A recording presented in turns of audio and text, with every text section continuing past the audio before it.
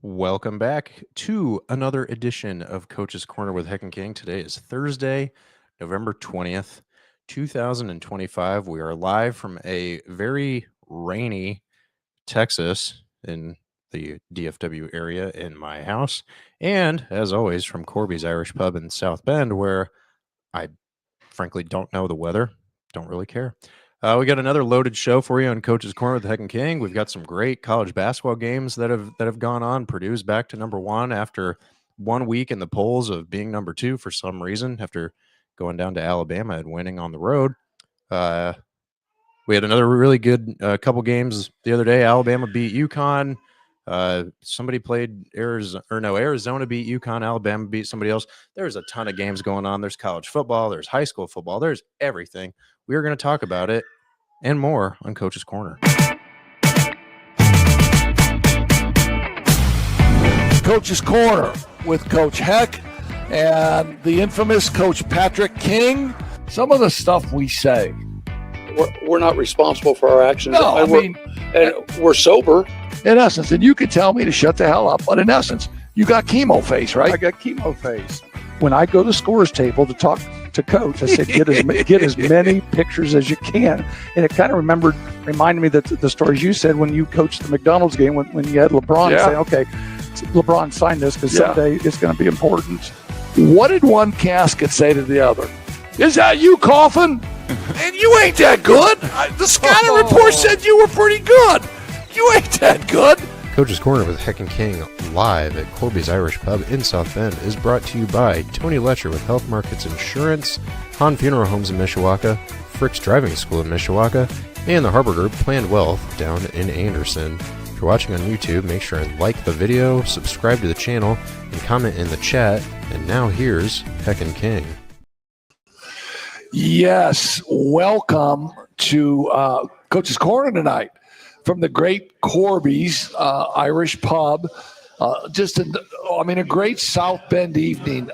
A little chill in the air, no precipitation, but just it gives you that feeling of Thanksgiving week, maybe, right? Exactly.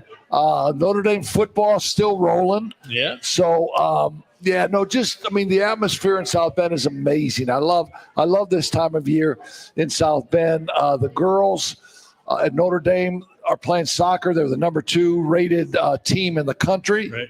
And they're playing at Notre Dame Stadium right now. Matter of fact, they're on the TVs here at Corby. If you're out driving around and you got nothing to do, the libations are phenomenal at Corby's. I've heard somebody just tell me that. I'm not really sure. Right. But I've heard tell. Pat might have said it a thing or two, but I can't tell you how excited. The beer is cold. How excited we are to have this show. And you can It's holy water, isn't it? Yeah. You can see the gentleman on my left. He's already got the one-liners rolling. Mr. Bob Nago, a long time South Bend legend when it comes to the sporting scene, when it comes to Notre Dame athletics, when it comes to high school athletics, when it comes to anything South Bend. We are so lucky and fortunate to have Bob with us tonight. Bob, how you doing, man? I'm doing well, blessed. Been through, as we all have, some issues that you got to take care of, and I've been very fortunate. I had an infection in my foot, and they ended up taking my foot off.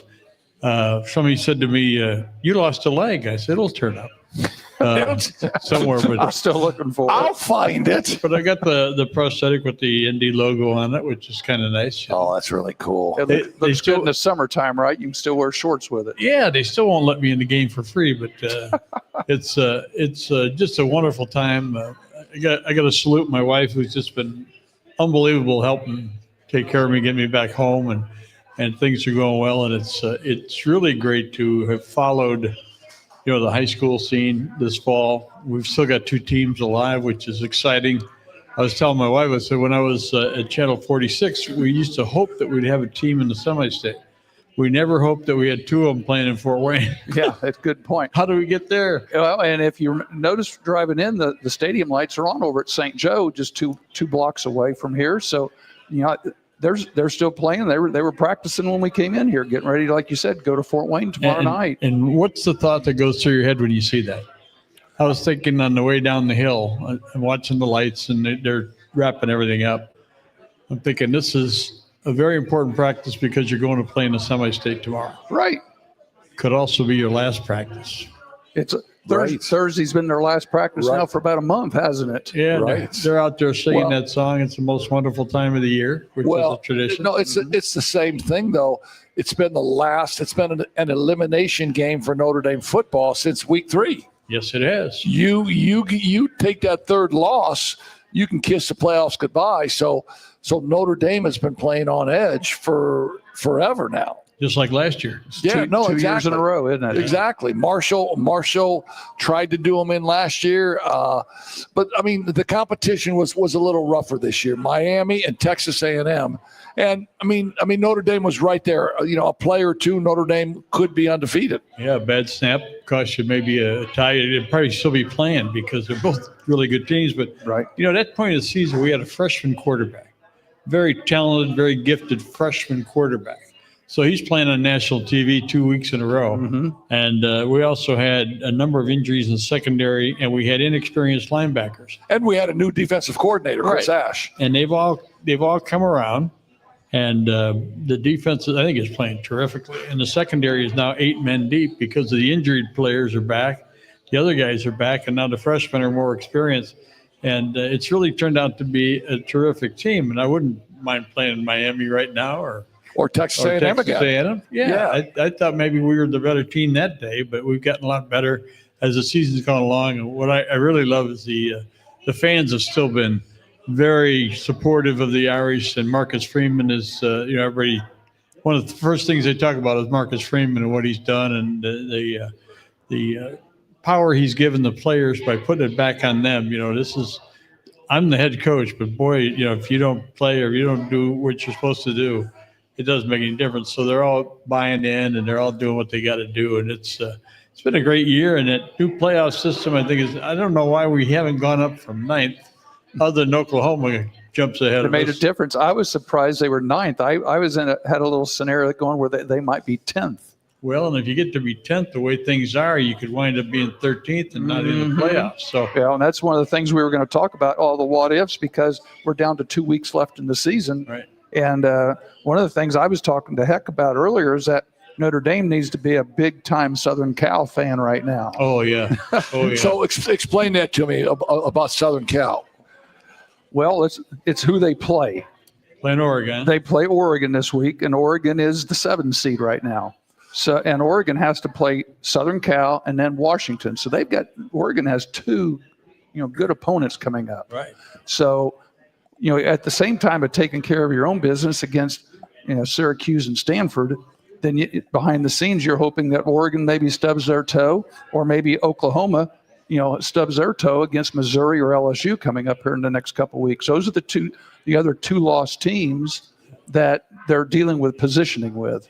And I know there's a lot of Alabama fans, obviously, in the area here, and a lot of how about Bama? Boo. Yeah, but Alabama's got 2 losses, Right. Yes, they do it now. which don't measure up to our losses at all. And they got to play Auburn yet. Yeah. And then Alabama may play in the SEC Conference Championship game, Right. which if they Georgia. win, if they lose, that could be their 3rd loss. Yeah.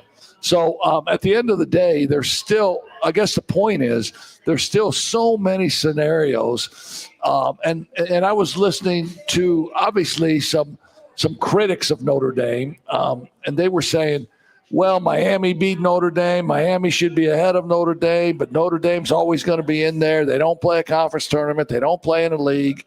And you know what my answer was? God made Notre Dame number 1. Come on. Well, Marcus Freeman, after they started off 0-2, somebody said, why don't you call heaven and talk to the Lord about where we're at? And he said, I don't have any change with me. And I said, it's a toll-free call from Notre Dame. So, no, That's a good one. Yeah, I just, the Miami thing is true in a way because they beat Notre Dame. But what have you done the rest of the way? They had a couple of bad losses. Yes. And You're I think you start looking at the losses. I was surprised, I guess, that Texas stayed as high as they did for as long as they did. And I know that we got a producer that might be in Texas right now. He's in the Dallas area, but he's not a UT fan. Oh, there you go. So he's an Ohio State fan. But you mentioned Texas. Texas has to play Arkansas, but then they finish with Texas A&M. Right. So, I mean, who do you cheer for that? So if You Texas, go ahead and cheer for A&M. if Texas A&M gets beat, who would they move into the first four? Then who would be the next Who school would be to the go next in? one up? I think it depends on who wins the conference tournament. It could be Alabama. Well, a couple of weeks ago it would have been, but now they lose to Oklahoma. Mm-hmm.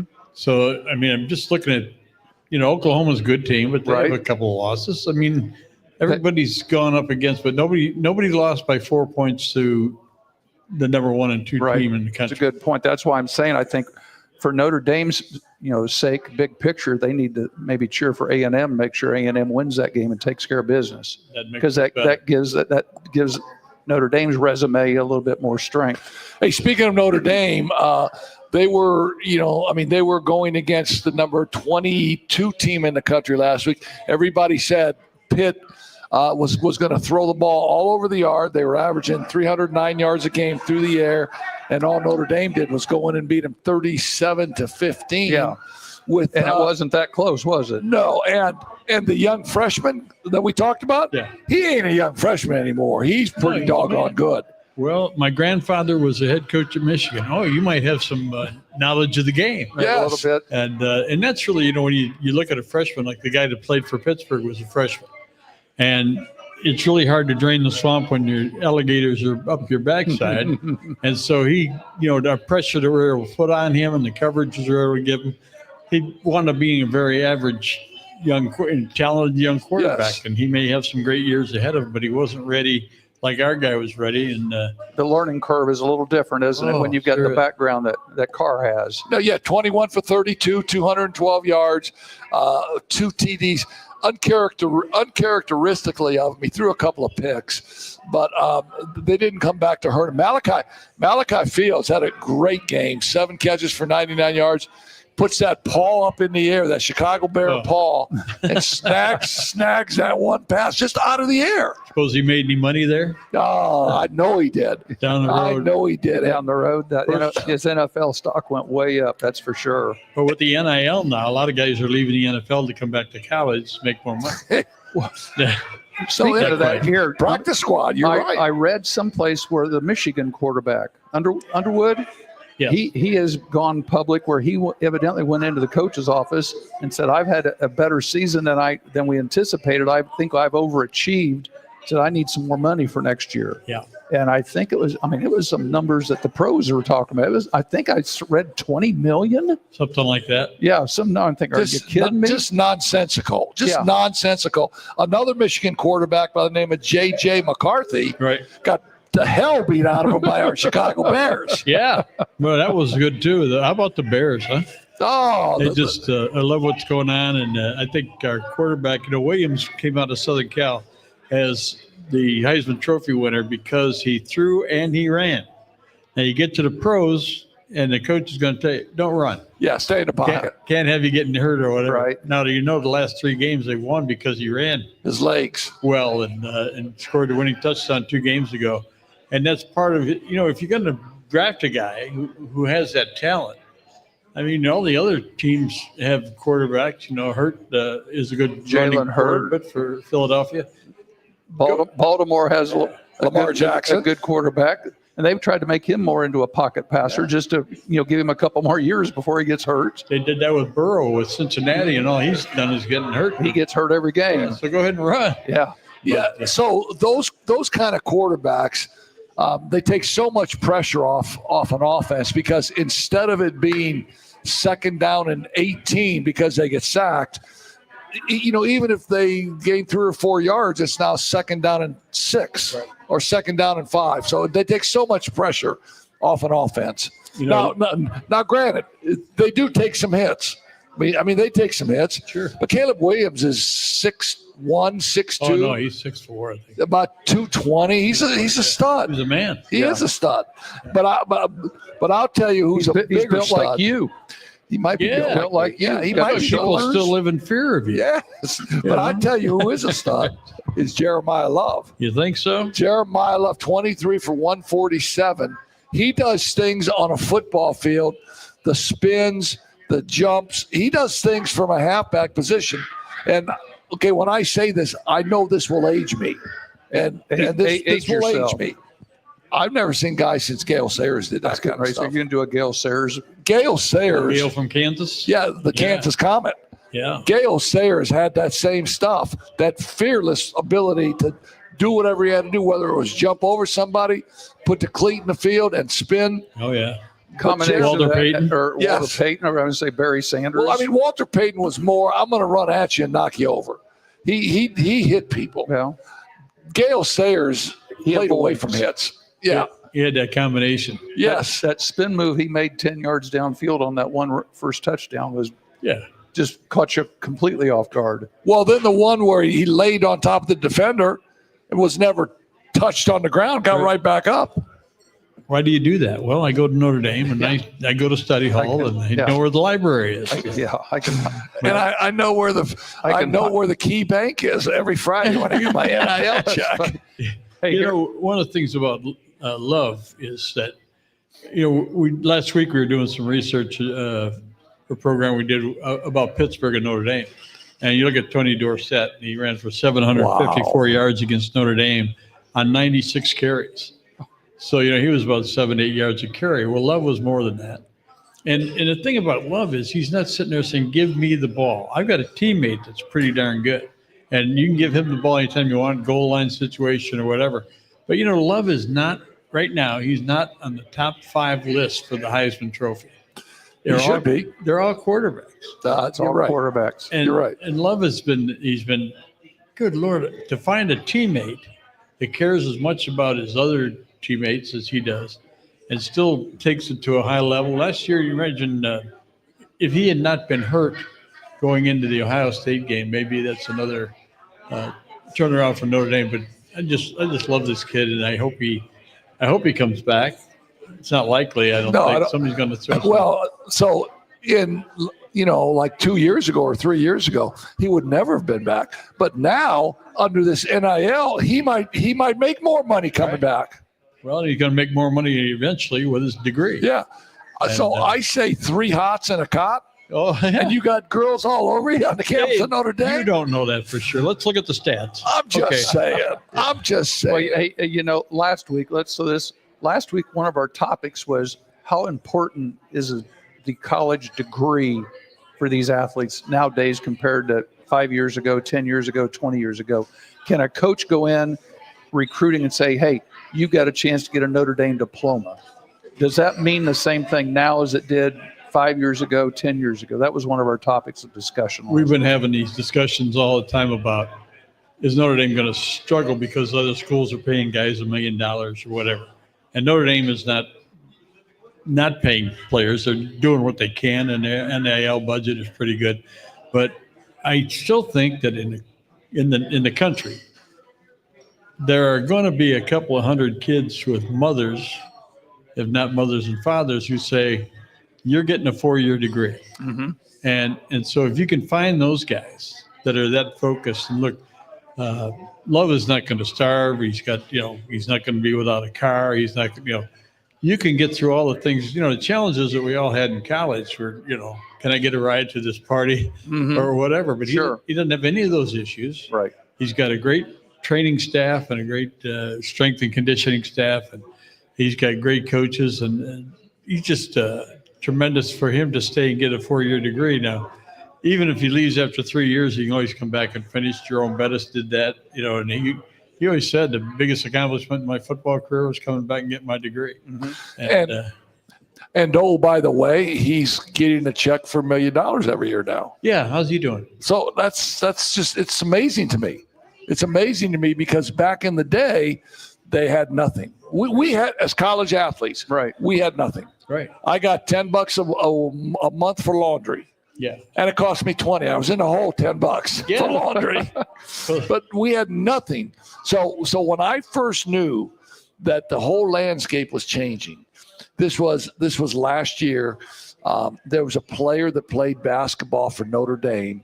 His name was Trey Galloway. Right.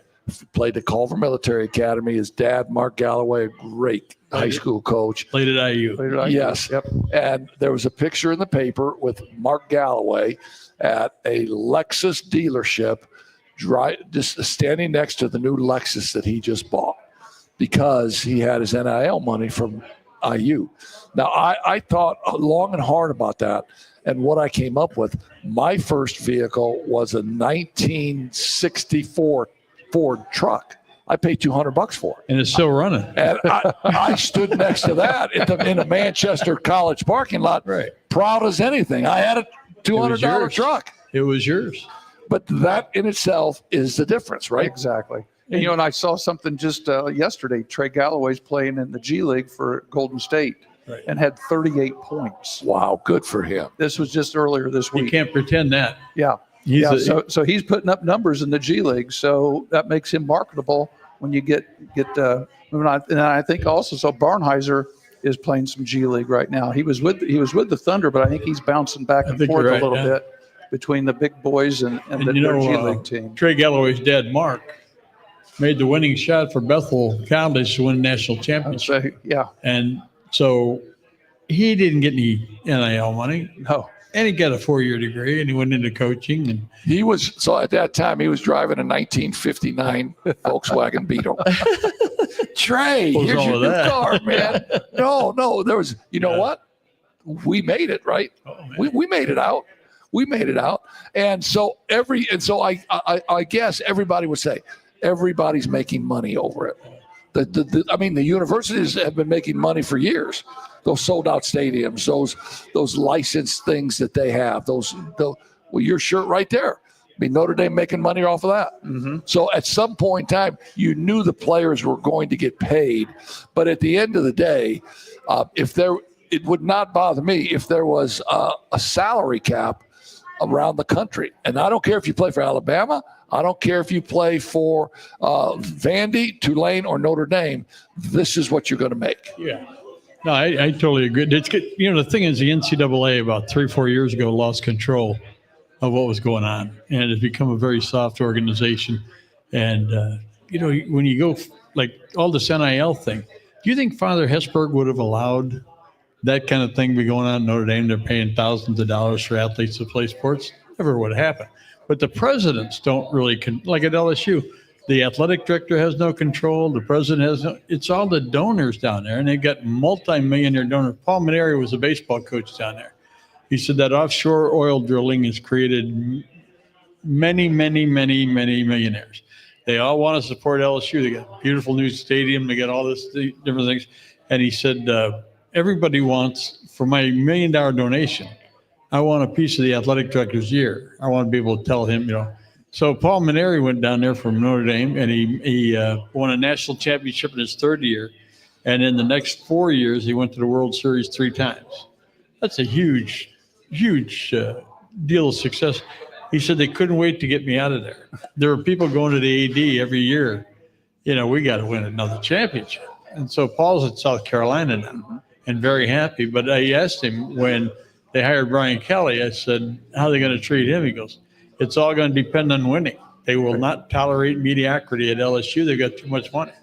And so Brian, you know, all of a sudden started feeling that. And, you know, his teams are still, I mean, you still got good teams. You still got a good talent. But, man, there was just no tolerance for 3 lost seasons. Yeah.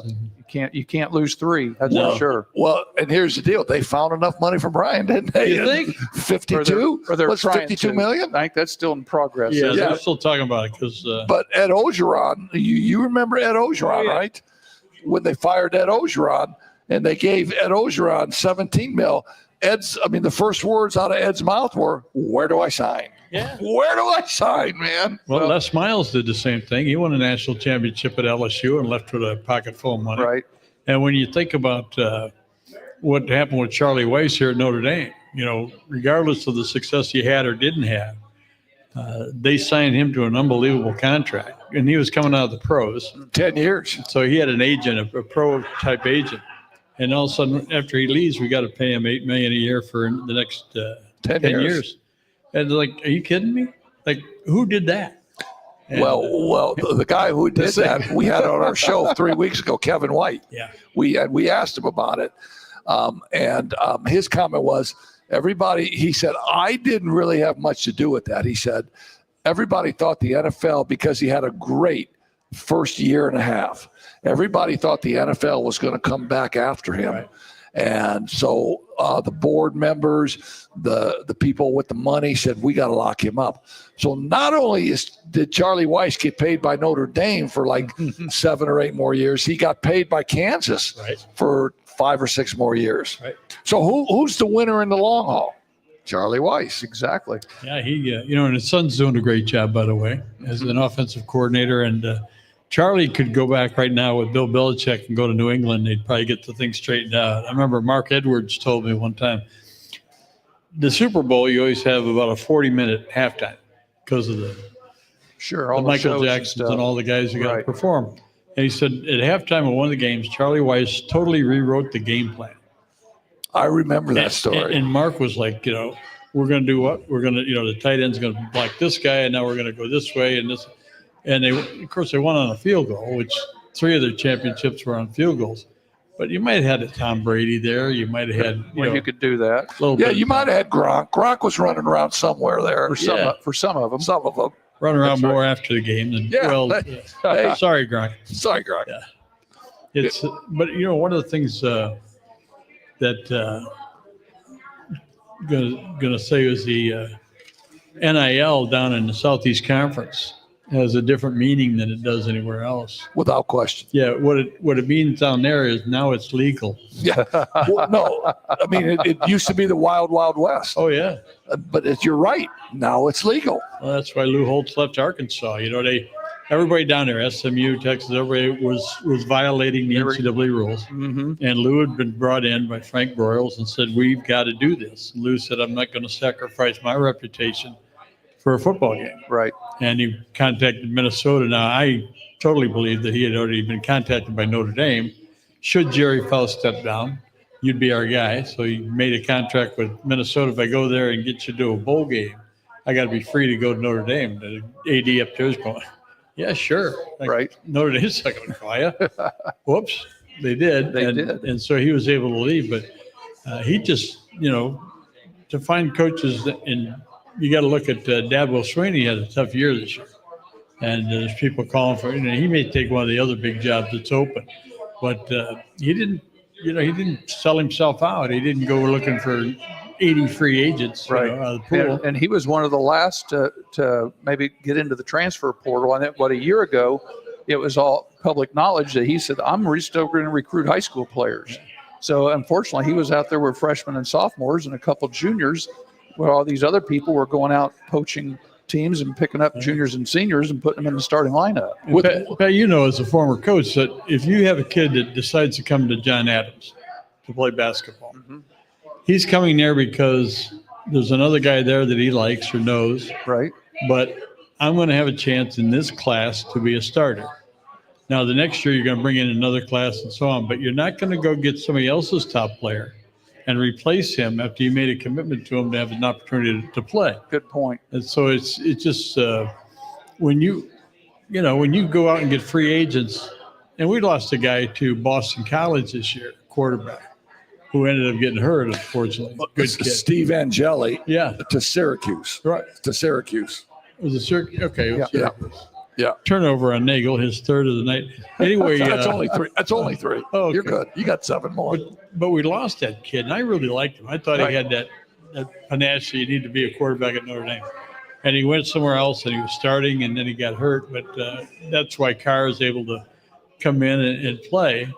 And so I don't know if Angeli thought maybe they undercut him by bringing in these other guys. But, every college, you're going to bring in the best players you can get. Sure. And if a freshman or sophomore runs better than the guy that's a senior, we're going to give him a introduction at senior day, And this that- Saturday. That's a good point. So when Notre Dame goes out and tries to recruit, like right now, and they go out and try to find the top quarterback in the country, how do you recruit him knowing that CJ Carr's here with at least 2 more years, Yeah.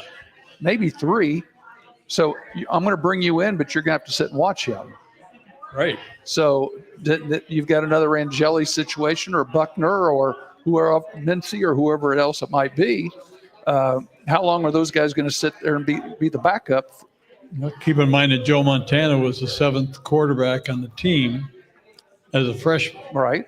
And he talked to him about that time, every time they ran a drill, the number 1 guy got 40%, number 2 got 20%, number 3 got 20%. And if you add it all up, there's time for about 4 other snaps, and he didn't get them. He didn't get those.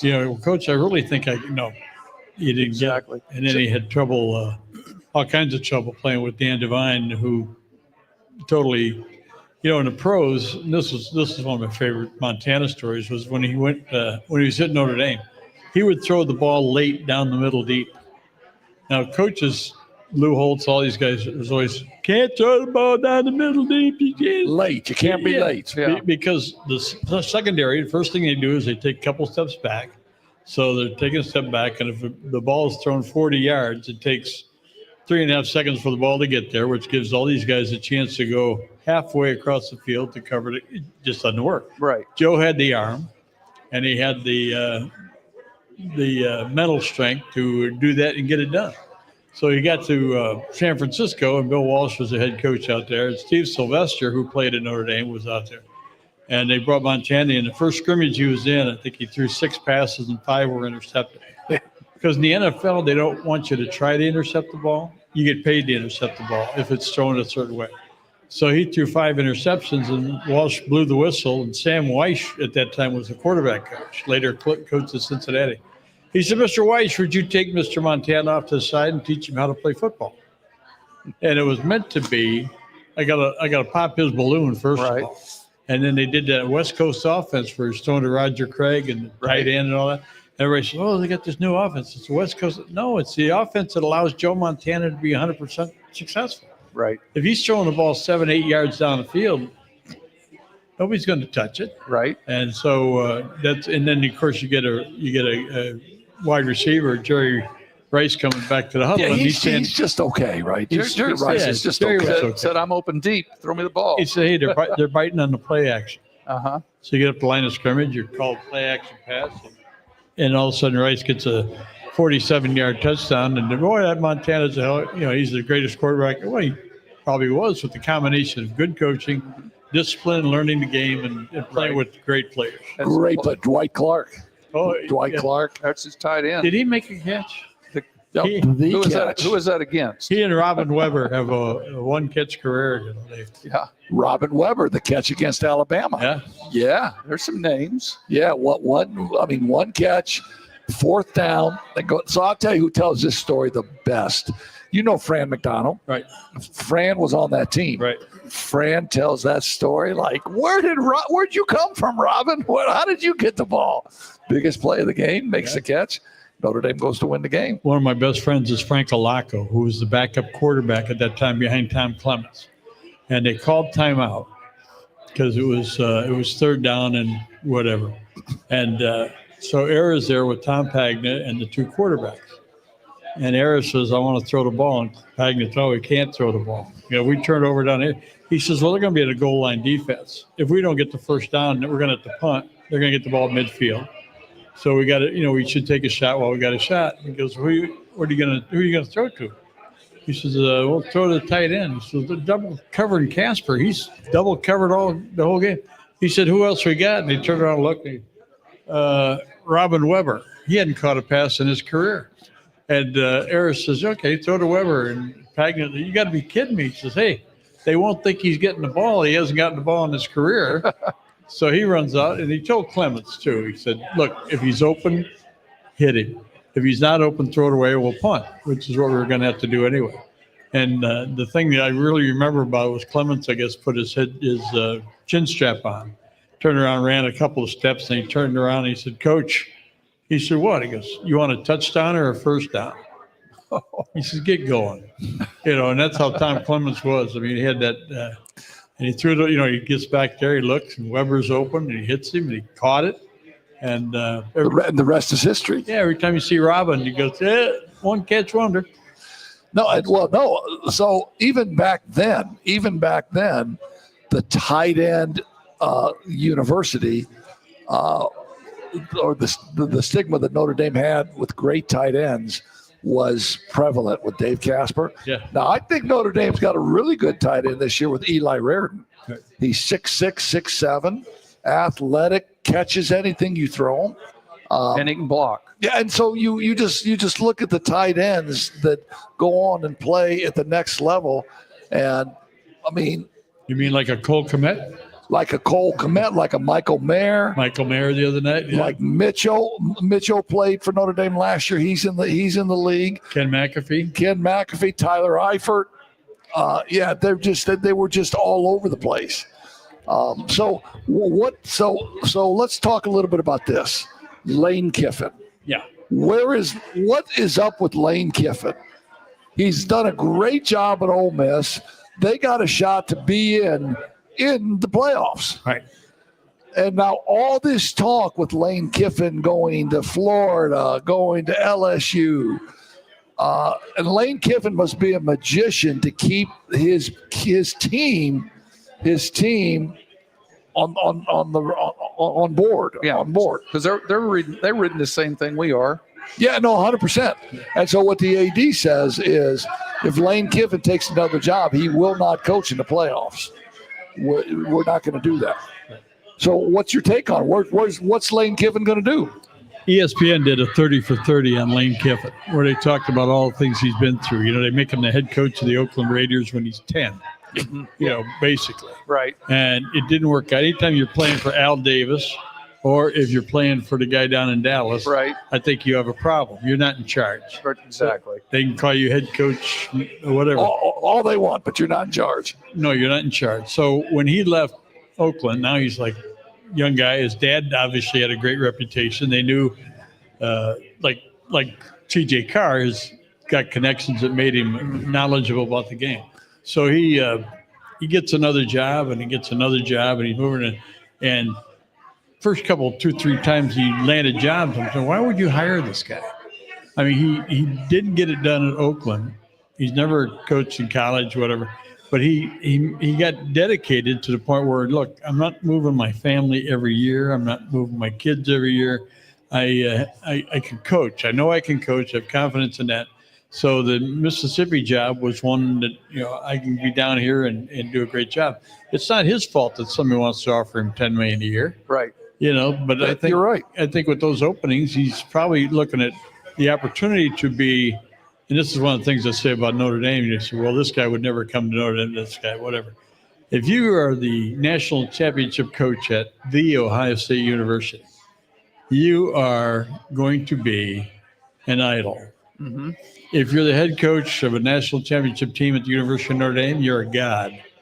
And you can't get that everywhere. So can you get that at Ole Miss? I'm not sure. So maybe if he goes to LSU or he goes someplace and gets it done, maybe he ascends to that other level. And I think that's where the jury is out. That's what people are trying to throw at him. Florida, LSU, that's old school. The situation now, Mississippi has proven that they will give him the money he needs to go get players. If he goes to Florida, what can he get at Florida that he doesn't already have at Ole Miss? I mean, that's one of the questions that we can't answer. Well, so one thing he can get is a happy wife, happy life. His wife is from Gainesville, Florida, and his wife loves Florida. Yeah. So that's one thing he could get. He in his dreams of always wanting to be a college coach, it was always Florida. So, okay. But I mean, you're 100% right when you say what tangible things can he get from the business standpoint of it. What can Florida offer him? Because Mississippi will just up their ante and they'll give him what he wants. Florida's got better golf courses, don't they? They got better everything. For you and I, that would be a factor. We could go down there and be happy. Yeah. But, no, I think that he's really matured into a good coach. And you know what I think took him to that level? Those 2 or 3 years that he spent with Nick Saban. He went to Alabama. He wasn't making any money. He went to Alabama as just an analyst for that first year.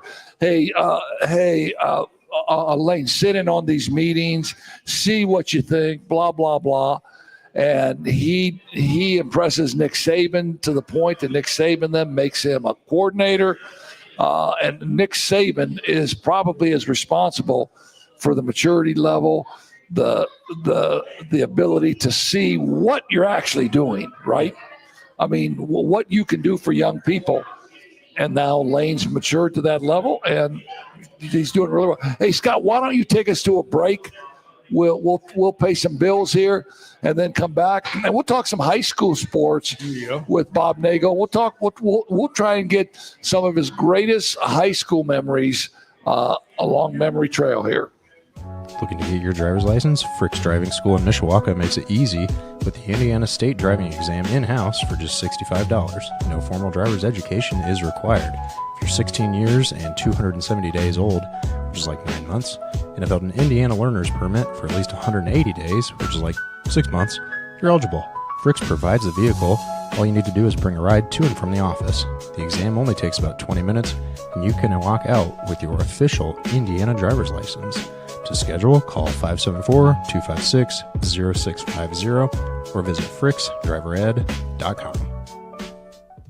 Finding private health insurance can be stressful. What if it didn't have to be? I'm Tony Letcher, licensed insurance agent. I prefer to personally meet with my clients so I can get a better understanding of your needs and budget. I can even review your current coverage. I don't want you to be my client today. I want you to be my client forever. Call Tony Letcher today to schedule your free consultation or visit tletcher.com. Hahn Funeral Homes, located at 505 West 8th Street in Mishawaka, continues a proud tradition built on one promise of family serving families. With deep roots in the community, Hahn Funeral Homes offers traditional burial, cremation services, and now pet cremation options, providing compassionate care for every member of the family. Families in Mishawaka have long trusted Hahn's to guide them with dignity, understanding, and personal attention through life's most difficult moments. For more information, visit them online at hahnfuneralhomes.com or call 574-255-1474. Hahn Funeral Homes, a family serving families. Thinking about retirement? Harbor Group Planned Wealth helps you answer the big questions like when to draw Social Security, how to manage investment risk, and what health insurance might cost. Wondering if you can earn part-time income after 62 without losing benefits, or if retiring could actually feel like getting a raise? They've got answers and a plan to guide you. Call the Harbor Group at 765-393-1074 or visit harborgroup.com. That's harborgroup.com.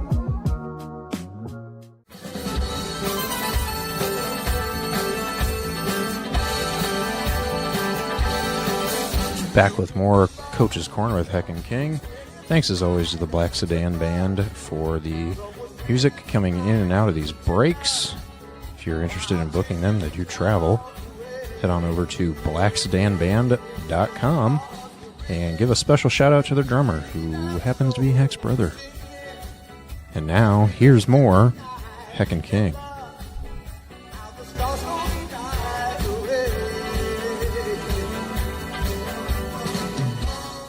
Remember? Yeah, so the Black Sedan Band in Birmingham, Alabama.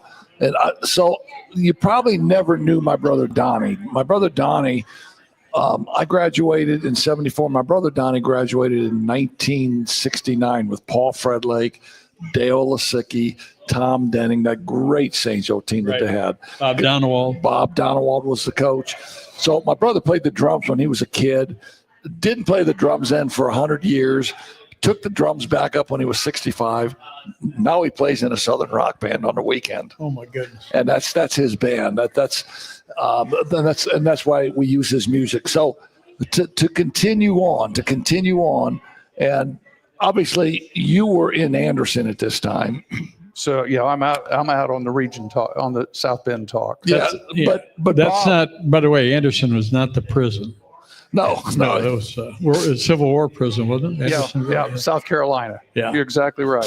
Different place, different Just Anderson. got to clear that up. Different Anderson. But so Bob was a Mishawaka Marion guy, played for a couple years for the legendary Bob Witolski. And Bob Otolsky, anybody in this area had a great understanding of Bob Otolsky and how good he was.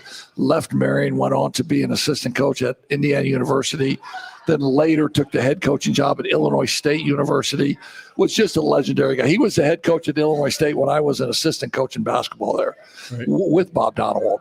But so take that story then from your junior year, because you played your first 2 years, and let's talk about what Bob Otolsky told you or asked you to do then. Well, we were talking during the break there, and I said when I was a freshman, I was 5'2", 180 pounds. And as a sophomore, I was 5'3" and 185 pounds. But that's the perfect nose guards. I mean, that's what a nose guard is, right? That's where I ended up playing because Coach said, Nags, I need you at nose guard. And I said, why? He says, because you don't know right from left. You know, line up on the center. Go straight. But we had high school All-Americans. We had Steve Barlich, who's a dear friend, but he went on to be captain of the Naval Academy football team. Wow. We had Brad Miller and Rob Kavitas played at IU. Kevin Canfield set all the records down at Ball State and receiving and everything. We had so much talent on the team, and I was a blocking dummy. I was very talented. Literally. Oh, I could get out of the way in a hhurry. Hey, let's pick up Nags right here. Boom. But the FOP had donated videotape equipment to all 3 schools in Mishawaka, Penn, Marion, and Mishawaka. And it was very delicate at that time. It was reel to reel. And Coach Otolsky wanted somebody that would run his videotape equipment and make sure they took care of it and had everything, organized and labeled and all that stuff. And he asked me, so would you consider doing that? And so I did.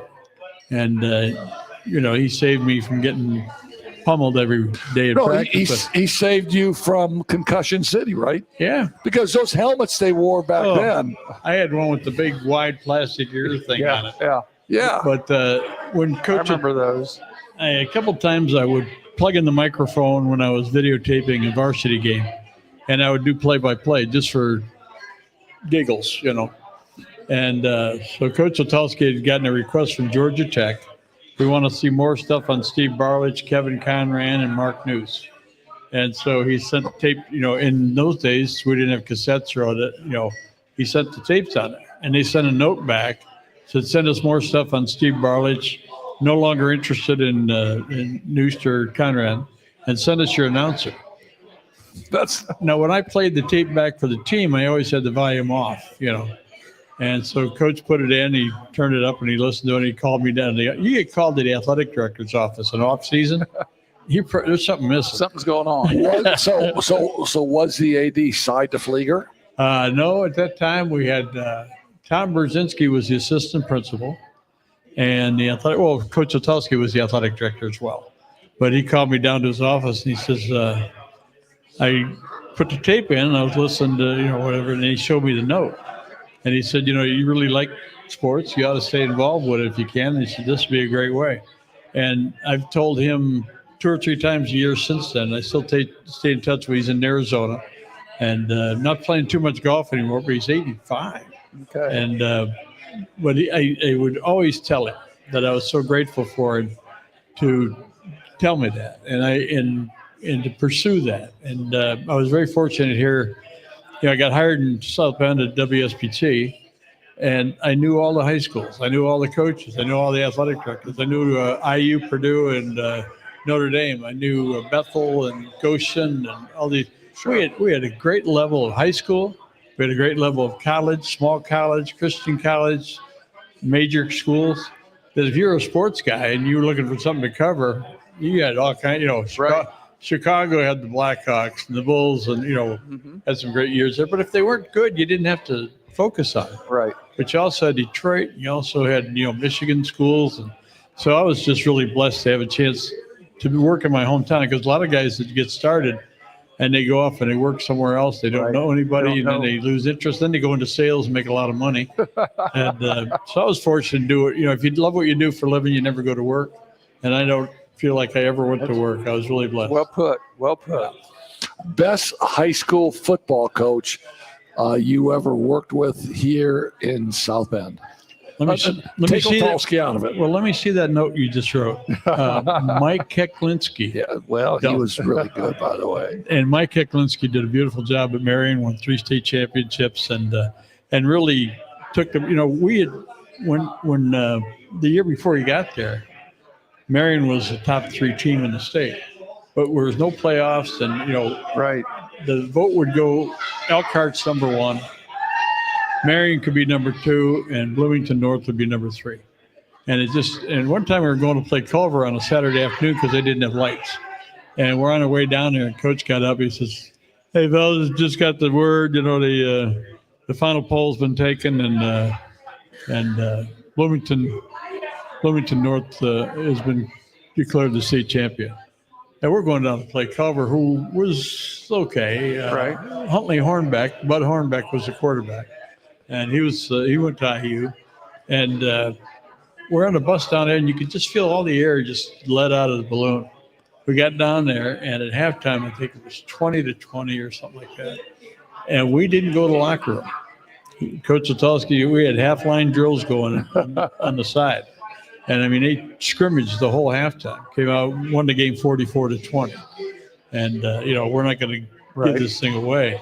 But it was, in those days, the Bloomington, the southern part of the state would have enough votes. The northern part of the state would have enough votes for Elkhart, but not for both of us. Right.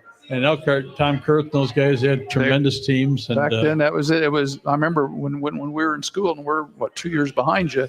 It was Bloomington had was it 30 in a row or 60 in a row? Something like that, some number that was just. So they were going off purely off of a reputation from just until somebody beats them. Well, They're all the state players, champs. But where are the players going? 3 guys are going to Purdue, 4 guys are going to IU.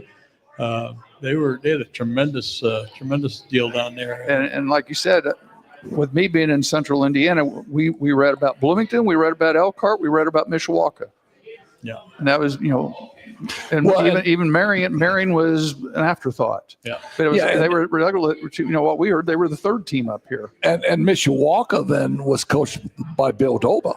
So you're talking about another legendary coach who then went on to the college ranks and was the head coach at the University of Washington? Washington State. Yeah. So, but then you were able to see and be firsthand to see the revolution at Penn when Chris Kiesman jumped in there. Roger Reynolds had been the head coach, but the biggest thing that people forget about Penn is when we played them my senior year, we beat them 54-0. And Fred Mensinger had been the athletic director, and I think he told somebody to put out the pipes. They used to have pipes with the little hooks on them, Right, sure. and they put them out there to water the field. Well, they watered all afternoon. That field was soaking wet, and we beat them 54-0. But at that time, Penn had about 550 students. Yeah. Well, now they've got over 3,000. Penn was basically a township school, similar to a Bremen or Right. a John Glenn type of school. So when when that whole thing blew up, I mean, Chris Kiesman came at a good time. Very good coach. He used to talk about being mobile, agile, and hostile. And he had some good leadership out there. He had some great kids. But I was with them on 2 or 3 of the times when they played for the state championship, won a couple times. Father, I'm going to forget the guy's name, but it's not a Catholic school, and yet they had Father Torbasi on the sidelines. And I said, "What brings you over to Penn?" He goes, "Well, you give out nice rings." I said, "Yeah, That's hilarious. yeah, he was a good guy, but yeah." Well, at St. Joe, we had our very own Father Bly. Oh, yeah. And Father Bly's name is on that field at St. Joe, which is a tremendous testimony. But you had Phil Teagarden at St. Joe. Phil Teagarden was quite a character too, wasn't he? That was the first game that he coached against Marion. And believe me, when they went out looking for a coach, they wanted somebody to beat Marion. Bob Otelsky had been an assistant at St. Joe. He left St. Joe to start the program at Marion. And the first year we were at school, we had freshmen, sophomores, and juniors at Marion. And they said, Otelsky said, "We've got to play St. Joe. We need that gate, from those 2 schools." And Cy DeFleeger was the athletic director at St. Joe, and he said, "No, you guys don't deserve to be on our schedule because we had won the mythical state championship in '65, and you guys just haven't earned that."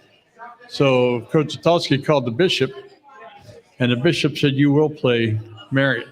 So we played that first year and beat them 21-14. Oh boy. And we didn't lose to them for the next 5 years. And in my senior year, we're playing St. Joe. They got Phil Teagarden.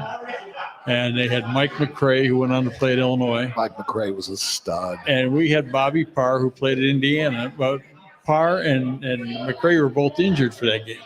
So both coaches are playing it close to the vest, you know, and the game was played between the 30-yard lines, basically.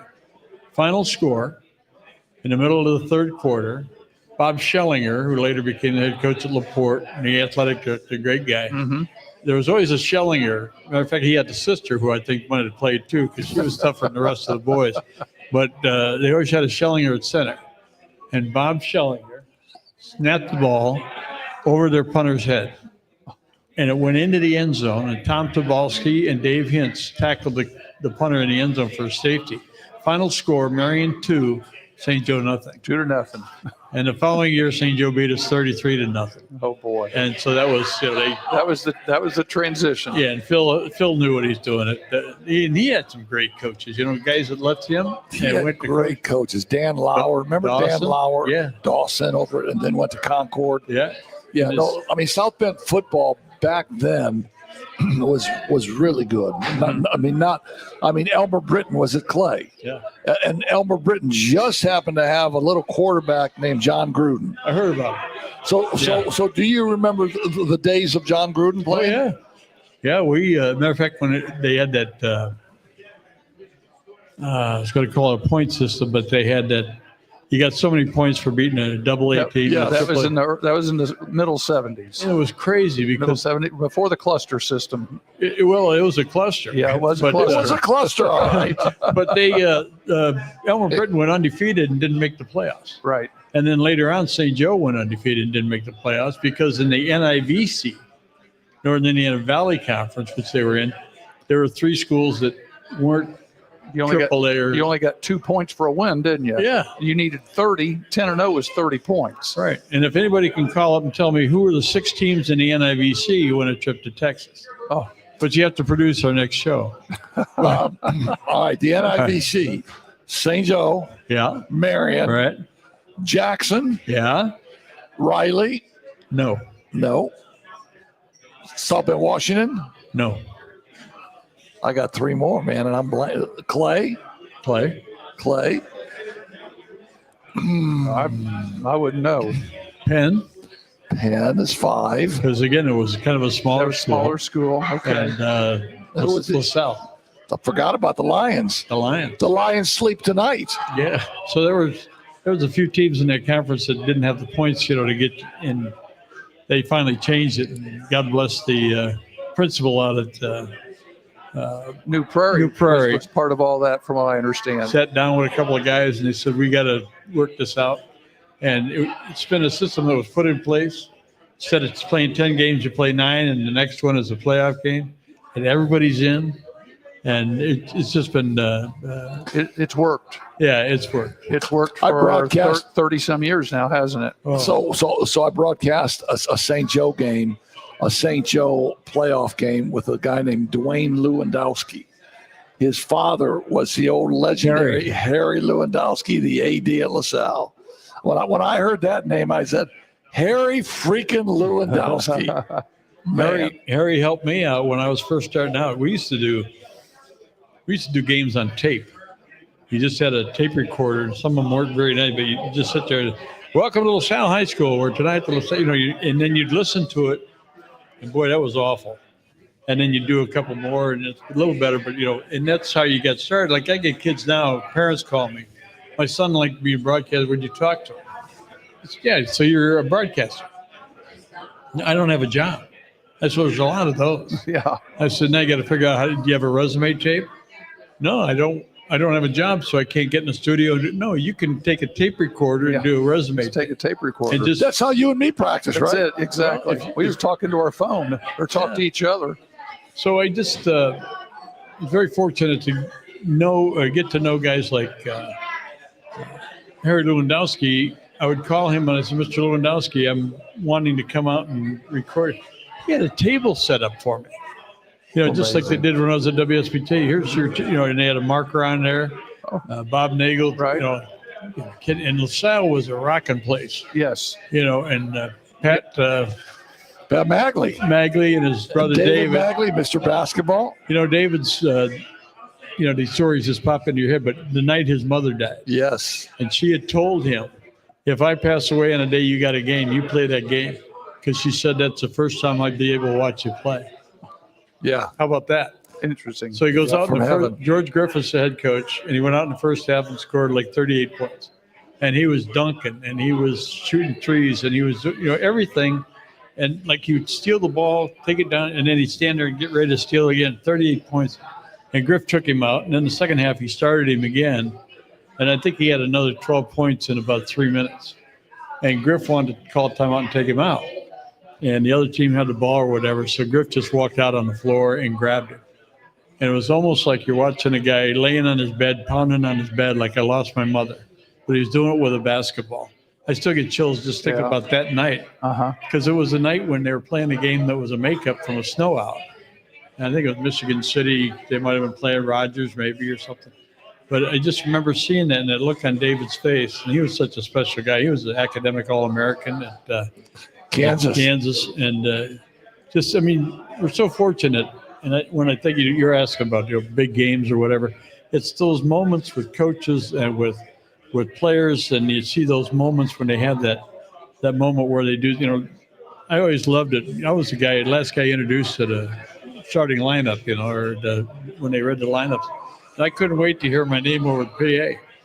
And so when we would do our high school games on TV, it gets to be the final 3 minutes of a 20-point game. Who cares? That kid that's wearing number 70, he's a sophomore who's never played, and he's out on the He field. does care. And his mother cares. His grandmother cares. Oh, yeah. Who's listening to them. Absolutely. And I still hear back from people, I'll never forget, we got a tape of it, because people used to ask us for copies of the game so they could send them to Grandma and Grandpa down in Florida, And I know that Chuck Freeby and his guys they're working hard to keep up that tradition. Right. It just I have no negative feelings toward Channel 46. It just got to be a business decision. But Chuck and his and Bo Hunt and those guys are continuing that tradition, and it means so much to the kids. And South Bend Washington girls won a state championship. Skylar Diggins was on the team, and the guy doing the network thing for the Indiana Television Network or whatever. And at center for South Bend, Washington is Katie Busher. Now, all of us here in Northern Indiana know the name is Booker. Right. And her cousin's coaching down at Northwood, and they had a Booker Appliances and stuff. Sure. Everybody here knew it was Booker. And I raised some cane with my wife and some other people who were watching the game. And I said, I can't believe he did that. What? He called her Busher. This is a moment in her life that she's going to be part of the state championship team. And she's sitting about 8 seats from this guy with the headphone. Put your headphone down and go ask her. I mean, Right. if you know it's Busher, no problem. Yeah. But if you're not sure, then you got to ask her. And when we did Washington games, people would say, Przwolinski and all these things. How do you know how to pronounce those names? I said, I have the secret. I ask them. Yeah. Good point. It doesn't Exactly. take much. Or you got some Polish blood somewhere. Because we know that might be Shablinski. No. Shablinski, maybe? Yeah. Shakoviak, all the Polish, all the. Bill Sheebish. Yeah, I was just Sheebish. getting ready to P. when I came to Adams, the first thing I had to do was make sure I could pronounce Sheebish. Yeah. And Seuss. Yes. Yeah. And That's found out- funny, Sheebish. Yeah. found out where that his name, that was the shortened version of his real name. Right. They cut it off when they came over across. Got on the boat and came over here to Ellis Island. We had neighbors in Mishawaka. Their last name was Friday. And I said, they were Polish. And the name was, I forget the name, but I said, how'd you get to Friday? Well, when my dad's mom and dad came through the gates at Ellis Island, they were like, what's the name? And it was kind of hard to pronounce or spell or whatever. And the guy looked up at the calendar. He goes, Friday. And that's That's how they got their name. and there are thousands of people who That's hilarious. I know it. Well, I found out that Zewski is not Zuski. know. It's Chesky. Yeah, Coach K. Yeah. Yeah. Yeah. Krzyzewski. Yeah. Krzyzewski. I learned that real quick coming up here from the middle of the state. You betcha. So those are good stories. Yep. So what kind of high school football you got rolling We now want to this say week? we talk about football a little bit for the high school. We're down to the Final Four in each class. Matter of fact, Jamie Pluta's here from St. Joe. They must be finally finished practice. Wonder if they turn the lights out. I don't know. Like I said, the stadium lights were still on. Last week we had some good games. 1A final up here locally. LaVille finally ran into a buzzsaw with Pioneer, which we kind of unfortunately anticipated. Remember how many years Pioneer was the best? Oh yeah, well, 50 wins in a row. yeah. And Jack Kaiser. Yeah. That's where Jack Kaiser played that. they're good enough that they had a Mr. Football, as Yep. you said. We've been talking about small schools with the kid from Knox. Is he good enough to be Mr. Football? Well, probably. Reminds me so much of Bo Hunt, who played at Bremen, Right. and he was a man on the field. And he ran, touchdowns, state championship. He had a great run at Bremen. Went to Ball State on a scholarship. They moved him to defensive back. And he was like, what's going on? Right. Well, he was 6 foot, about 180, and they were looking for a little more whatever. And he's like, well, I just dedicated myself to being as good a running back as I could be, and I know I can play at this level. Right. And then he gave up football and took up baseball, wound up being signed by the Pirates. Wow. Played with them for 2 years, and then he had an arm injury or whatever. But this kid, Was Bo Hunt Mr. Basketball or Mr. Football? I think Bo Hunt was Mr. Football in the state of Indiana. he might have been. I thought he was, yeah. He played for, Played for Bremen, right? yeah, but he played, the coach down there was still, oh my goodness. Was it Bung? Not Bungie? Yeah, Don Bungie. Don Bungie. Don Yeah. Bungie, yeah. Yeah. Not Bungee Court, Bungie. Bungie Bungie. was a different. That's a different school. Well, let me bail myself out of that one. 2A, until somebody beats Andrean, at least in the north. Andrean's still the best team around here. They've got to play Adams Central. Seems like that's the rematch every year in the semi-state. Adams Central and Andrean. This year, LaPel and Brownstown are in the south, and Brownstown's been beating up on people. So we'll see. 3A, we just mentioned Knox has got to go over and play Bishop Lures. They got a coach there. That'll be a tough one. Well, Russ Rad. Are you kidding me? Russ Radke, man. All right, He just loves football, doesn't he? He does. And, let me throw you a Lane Kiffin story that I read about this one. There's a reason that Plymouth is looking for a new football coach. what is that? Why? About the Knox coach, Radke. They're talking about Radke going to Plymouth. Well, let's see. I mean, Russ moves around. Obviously, Yeah. he's going to lose McLaughlin, and I wondered because the guy who was at Plymouth, did a nice job. Did a and nice and job. has brought Plymouth back to relevance. Right. And when I saw that they had fired him, I thought, and obviously when you Something's see going on. that, it's something behind the scenes. Well, it depends if Plymouth is closer to Russ's farm. Somebody Knox said he is. lives over toward Judson, though. Yeah, That's a great point. he does. That's But good. I know. He loves telling, you're down there talking to him about the game you're going to televise, and you're looking for different points. He goes, yeah, so a guy came over about a week ago, pick up his truck, and he opens the back gate and he pulls out this bull, this big bull, fine looking animal. He said, here, I just wanted to, we're bringing him back. And I thought, what do we bring back? Well, I guess his dad had made a deal with this guy or something, and Russ didn't know anything about it. And he gets the best breeding bull that you could breeding possibly bull. find. But he talks about the corn, he talks about the weather, and this guy was not popular when he first started. Remember, he was over at Griffiths for a Griffith. while. Yeah. and he was everybody, this guy's ruthless, and I knew him when he was at North Judson. Judson, And, New Prairie. That's the night that Marion football died. They had Kirk Mans, Yes. and they had David Haw, David Hall. and they scored 2 touchdowns on Marion in the fourth quarter and beat them. And then Marion kind of went downhill from there. They had an 0-10 year and that kind of thing. But Radke was always tough. And at New Prairie, those kids, he had mellowed into a guy who could be tough and yet fair. And those kids really played hard for him. Had 2 nephews that played for him. And he's done a great job in Knox. And that's a city that, like I'm thinking about Milan when Marv Wood won the state championship. That fire truck is still under the water tower in Milan. And they had 1,200 people in the city, and 8,000 people showed up for the welcome home. And Knox is the kind of community that will rally around this type of thing, and it'll really light up the city and all of the people that are there. It would be the biggest. It would be the biggest thing to ever happen to Knox. I mean, so my first year of teaching and coaching was in Knox. Oh. So I lived on Bass Lake. Right across the street from a little bar called the Club Capri.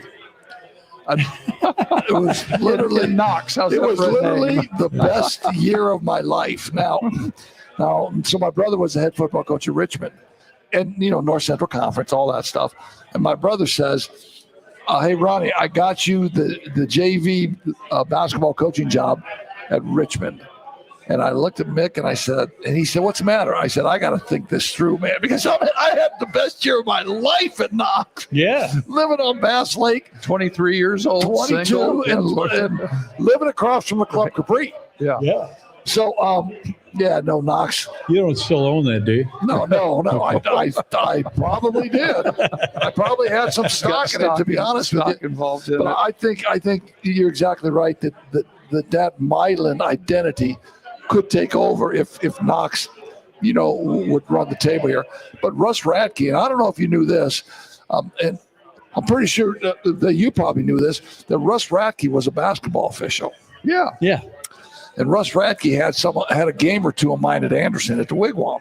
And, back then I was kind of embarrassing how I acted. No. But I was kind of, He was energetic. I was energetic. Great point. But I was going off on Russ about something, and Russ said, "Heck," he said, "you got to settle down." He said, "I'm going to have to tee you up." I said, "You're talking to me like that, Russ?" Yeah. I said, "I've seen you coach, Russ. Stop. Stop, man. You just run down and we'll keep going. Just stop." Yeah. Yeah. Oh, man. No, he's got a great story of what he's done and accomplished. He's, I think, the leading winningest active coach in the state of Indiana. And they say he really was a good guy to work with when we were doing New Prairie games. And that might be, when you talk about the Plymouth story, Plymouth could use a shot in the arm. Oh, exactly. The whole community. Oh, no doubt. Think about the excellence they had in basketball for all those years. And then John Barron had some good. They're just begging for some success right now. Right. And he's the kind of guy that could. And it could happen. Well, no, he's a polarizing guy. Yep. And he'll go in there, he'll make a few waves, but at the end of the day, the one thing about Russ Radke is they'll win football games. Right. They'll win football games. So I'm glad to hear that, and I'm glad it wasn't any backs. That's just me talking, looking into crystal ball. I may be totally off base. He's got a once in a lifetime maybe running back. Yeah. And Yeah. I don't Who's a think- senior. Yeah, and the kid is. I think it's going to be like Bo Hunt. I think when he gets if he gets a major college look, he's a little undersized. Well, He just got an we've offer been from talking Ball State. the Mid-American schools, the MAC schools are the ones looking at him, which means a Bo Hunt story all over again. They give scholarships there. That's what I've heard. That's what I've heard. Yeah, I've but heard. they- yeah, Go but get they- one, young man. Yeah, but they do, and It's almost now, a JUCO. it's now become a training ground. I mean, college football in the Mid-American Conference is like Double-A baseball now. Yeah. You get really good there, and other people are going to come offering money and calling. Ball State had a great running back named Carson Steele just 3 or 4 years ago. Great running back. First 2 years, all conference, set all kind of records. His junior year, UCLA came calling $500,000 in a new truck. Goes to UCLA. Well, No, you can't and- get Alexis everywhere. No, and now he's playing for the Kansas City Chiefs. Right. All right, keep going, Coach. Foray, you saw maybe one of the best games in the state last week, St. Joe and Hobart. Well, Yeah. St. Joe defensively is phenomenal, and we have one of St. Joe coaches standing right there, Jamie Pluta. That game would have been a shutout, but the St. Joe quarterback threw an interception, and Hobart had a short field at the 13-yard line. But St. Joe and Bishop Dwenger are going to play Friday night, and they're basically the same team. They're basically scoring 27 a game. They both give up 8 points a game. So it's going to be a Catholic slugfest. Right. And the other school that's alive in 4A is Roncalli. Well, that's what people are talking about. That's another Catholic They got school. 3 of the 4. Oh, the IHSA will be out after them. Yeah. Interesting that the Catholic schools, the private schools have moved up now into the 3A and 4As, where 10 years ago it was 1A, 2A. Right. And because they won, they move them up. They've done the combination of moving up and they've gained an enrollment. Too. Our station did the state finals for 5 years, and down there in the RCA Dome, and they always had like a hospitality room for the media. So I was in there, and all these guys from the IHSA board of directors, they got these burgundy sport coats and a can of dandruff, but they're all talking. We Right. got to do something about these Catholic schools. Yeah. And of course, I went to Marion, and thinking to myself, do I get in this conversation? And a couple of guys, what we do is we should charge them a loss and a half, or whatever, to make it even. And I said, why don't you look at what the Catholic schools do?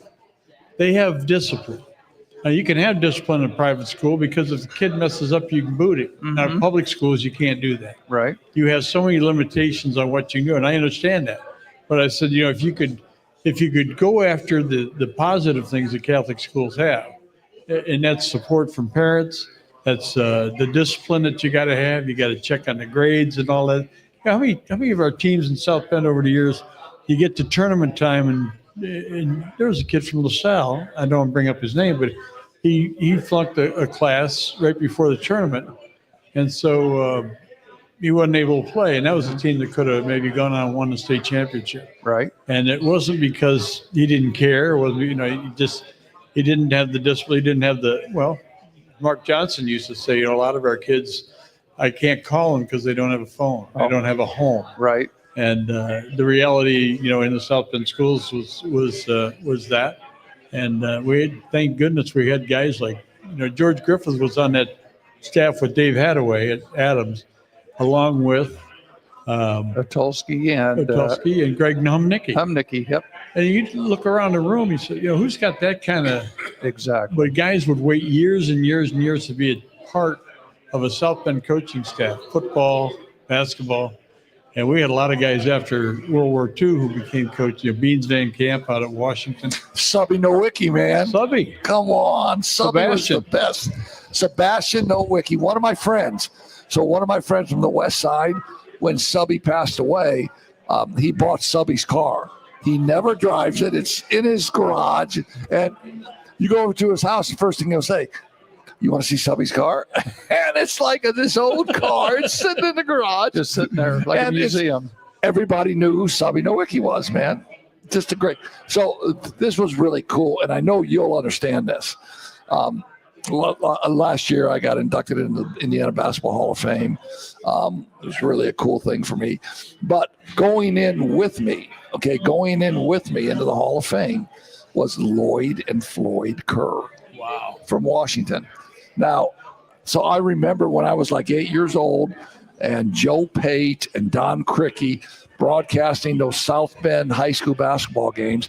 Lloyd and Floyd Kerr, Bobby Johnson, Tommy Itchy Nowicki, all those guys played at Washington. And when I would go to the playgrounds, I would always emulate Lloyd and Floyd Kerr. And then 50 years later, I'm into the Hall of Fame with Lloyd and Floyd Kerr.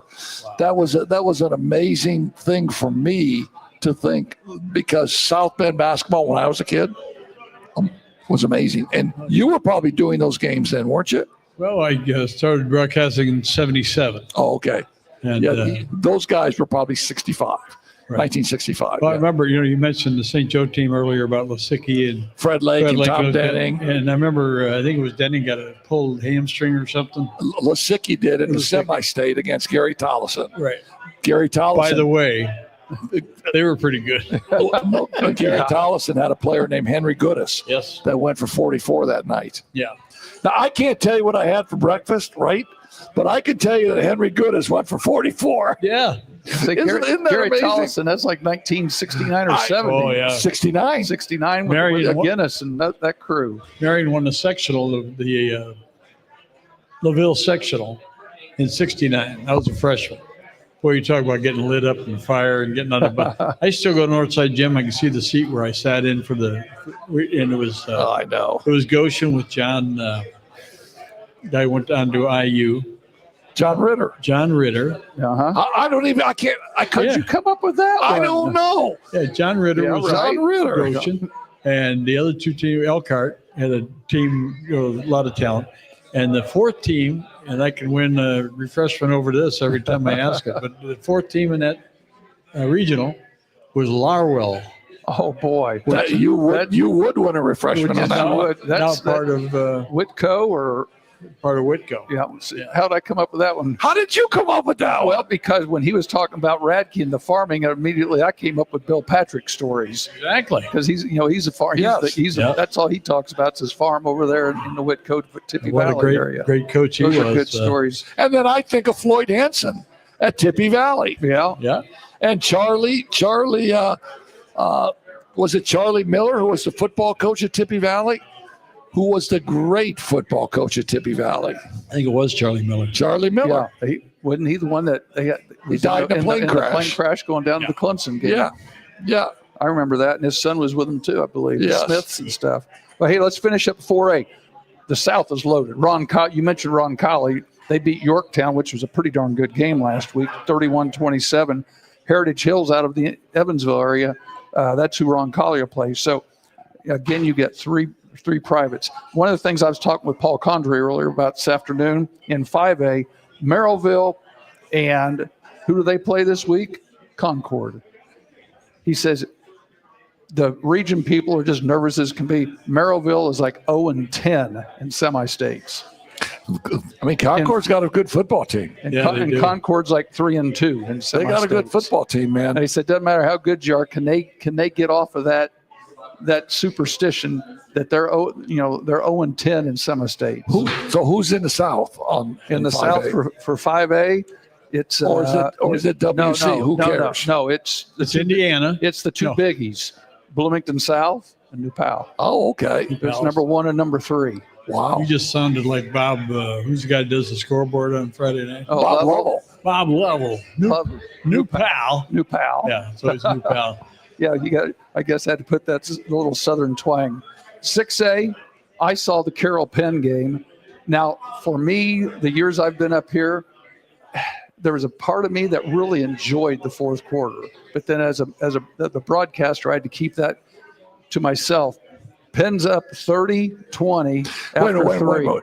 But you're broadcasting for Penn, right? No, yes. Yeah. So you didn't have to keep that to yourself. Well, I was He's a professional. I was trying to be as professional. professional as could.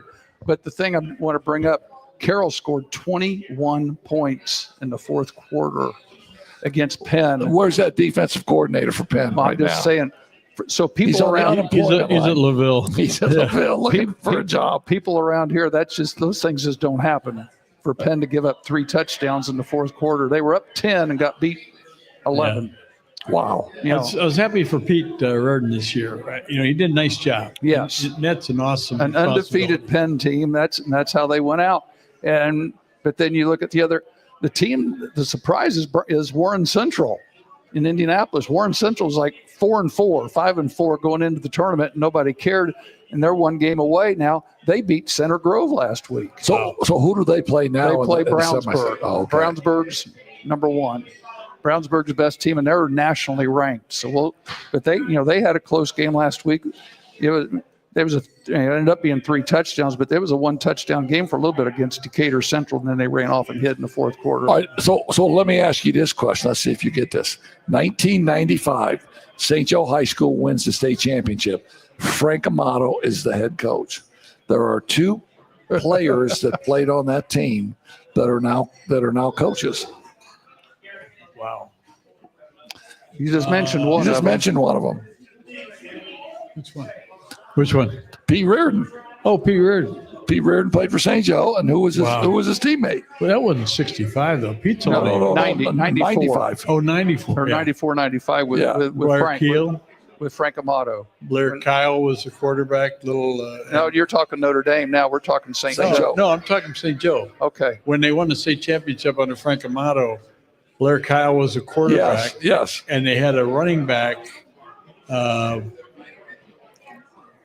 run the Basney dealership up in 31 North. Hurley. Okay. You're overthinking it though. I am.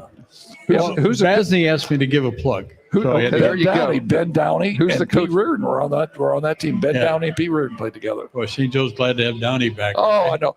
Hey, why don't you slide Jamie in here for a couple minutes, and we'll talk some St. Joe with Bob, and then we'll bring you on and we'll finish it up. Finish up with the pros. Yep. Yeah, come on in, Jamie.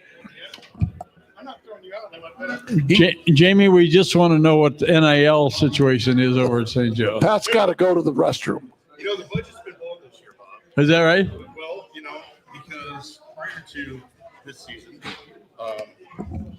we haven't gone. Save it until you get to your. Now, tell us. Now, go. Oh, are we live? We're live. Oh, I thought we were on commercial. No. You said- are I looking said- live at the Superdome in Pontiac. You're live, No. man. We blew the budget because in the previous years we haven't been going very far. Right. So when you play an extra game or 2 or 3, or where we're at right now, the budget. This as an athletic director, the money's vanished really quick in football when it comes to feeding the kids and travel and everything else. And I apologize about we had to beat your Mishawaka Cavemen. I know you're a Caveman fan. You know what? We watched that game at a local thirst parlor. He's a Mishawaka Marion Marion, graduate. I'm a Oh, Marion Marion. grad. Oh, I thought you were. I always thought He's you a were Marion Caveman. graduate. Come All right, on, the all right. Holy War. Well, we were at a local thirst parlor and didn't know the game was on TV, but they had it on there. And there was a lot of people that could finish eating dinner and were going to leave and stuff, and everybody stayed till the last minute. And I gotta tell you something. Done 100 games at Mishawaka High School over the years. They used to bring a truckload of sand out there and pour it in the middle of the field because they couldn't keep dirt Dry. And it was a shame because they had JV games and everything, and they just tear it up. And that place looked magnificent. It did. Mishawaka High, and it's always had that great, the building at the south end Yes. and the new scoreboard and everything. And they've done a tremendous job there. And I just watching the game, I'm thinking, how fortunate are all these kids that the community has enough support, St. Joe and Mishawaka, to say, guys, we care about you. We're going to give you this facility. I mean, you drive by, of course, St. Joe moved down to LaSalle Street so more people Yeah. could see it, I think. But what a magnificent tribute to the young people. And, you go out there to St. Joe and practice, it's an absolute treat because you're not worried. Remember the guys, they used to spend about a half hour walking around putting the clumps of dirt back down. Yeah, the whole. Were you singing this week? Sing. It's the most Most wonderful no. time I let the kids do the singing. of the year. It's great. No, so I want to go back to Mishawaka's field for a second. So who was really instrumental in putting that all together with the video board, the AstroTurf, and really, really putting Mishawaka back together? Your buddy Dean Huppert. Right. Dean was the athletic director of Mishawaka during that time, and he put a lot of effort into getting Mishawaka relevant again from a facility standpoint. Top notch. And they redid Absolutely the top-notch. basketball arena as well. Yes, But yes. having Jerome Calderoni there helped too because Jerome was a great basketball player at Marion Bethel, yeah, and at Bethel. Bethel, yeah. And when you get, it's sort of like somebody says, when did they build El Bell Park in South Bend? I said, when they had 7 golfers on the board, and that's kind of, like if you try to propose that right now, let's build another 18. What are you kidding? But it happens in cycles. And I'm a Marion guy, and I was so happy for St. Joe the way it turned out. The new building, the wonderful benefaction from so many wonderful people. Mm-hmm. And at one time I was thinking, well, let's combine the two schools. We'll have Northern Indiana Catholic. We'll go to the Marion facility because we could have the freshmen, sophomores go down below. Mm-hmm. And there's a couple of buildings open upstairs in the Mount Alverno. And we could convert those to classrooms and get this now, dormitories. Wow. Do you know how many people in Indianapolis, Chicago, Grand Rapids would love to have a place to send a kid to a private school? Yep. And you could have had a whole different dimension. Plus, they bring in more money. Plus, you could have had student teachers from Notre Dame come over And now, if you live in Grand Rapids, well, my son goes to Marion, St. Joe Marion Academy. Right. Plus, we could have brought George Steinbrenner in. Well, yeah. And George could have not only owned Culver Academy, but St. Joe Marion Academy. Bill Belichick could have cut off his sleeves. Jeez. So tell us about St. Joe Dwenger. It is going to be a slobber knocker, a rock fight. We are extremely similar offensively to our defense, our offense to their defense. At this point of the season, it's going to be who makes the play, who throws the interception, who fumbles, and who capitalizes on it, because there's really no room for error. I would not be surprised if it's a 3-0 game. And Really? It's wow. Watching the film, it's going to be a. Well, It's going to be. I listen. Now, I want all you viewers to watch, but it's probably going to be a boring game to watch, because it's just going to be a lot of. Well, the Mishawaka game wasn't a high-scoring game, Right, but right. you talk about a treat to watch. Yeah. No. It's. Oh yeah. my goodness! No, I exactly. don't ever think that a semi-state game would be a boring game to watch. I don't, because the ramifications that game has on a community, at a school, going down to Indy, it's just an amazing deal. If it's going to be a 3-0 game, I like St. Joe's chances, because Ryder Place is an outstanding kicker. He is. And I think Ryder Place is good from 40 to 45. Well, his dad was. Yeah. Andy was Andy was good from 60. No, he wasn't. He'll tell you he's Yeah. good from 6. Exactly. But, He'll tell you he's a good golfer, too. Oh, I know he know is. better than that. One of the things you just said earlier, it just inspired me. It just brought back a great memory about a speech that Lou Holtz gave before Notre Dame played Miami. And he got up at the end of the luncheon, the quarterback club luncheon. I was the second vice president, and I was in charge of a couple of things. One of the things we wanted to do is, when he got done speaking, we wanted to bring in the Notre Dame band. So I went over and talked to the band director. I said, is there any way we could get like 20 or 30 guys? He goes, oh, no. And so I just thought, no, we'd get 60 or 70. We can't have 20 or 30. So that was the first year of the shirt that they were selling out there. And the quarterback club we went and bought 70 or 80 shirts, and we put them on the band guys so they all looked alike. And we had them outside the overhead door. And we had the whole thing erased. And Coach Holtz got up there. He said, I'm going to tell you something. I told you I'd have you back to work at 1:30. And I wish I had time to go into their offense against our defense against their offense. I wish I had time to go into all these details. But time doesn't permit me to do it. But I'm going to tell you one thing right now. Miami may be the best team in the country today. But we don't play them today. We play them tomorrow. Okay? And the room goes crazy. The guy blows the whistle. The door goes up, and in walks 70 or 80 bandmen. And nobody left for 2 hours. All right. The luncheon was over, and the people just didn't want. It was like the start of the. But I never forget that. So they may be the best team. You can tell your guys, Dwenger may be the best team in the country today. But we don't play them today. We're playing tomorrow. So I got to tell you, when I talked to Jamie today, and I said, hey, come on over tonight if you got nothing rolling. He said, who's going to be on? I said, we're going to have the great Bob Nagel on. And this is exactly what he said.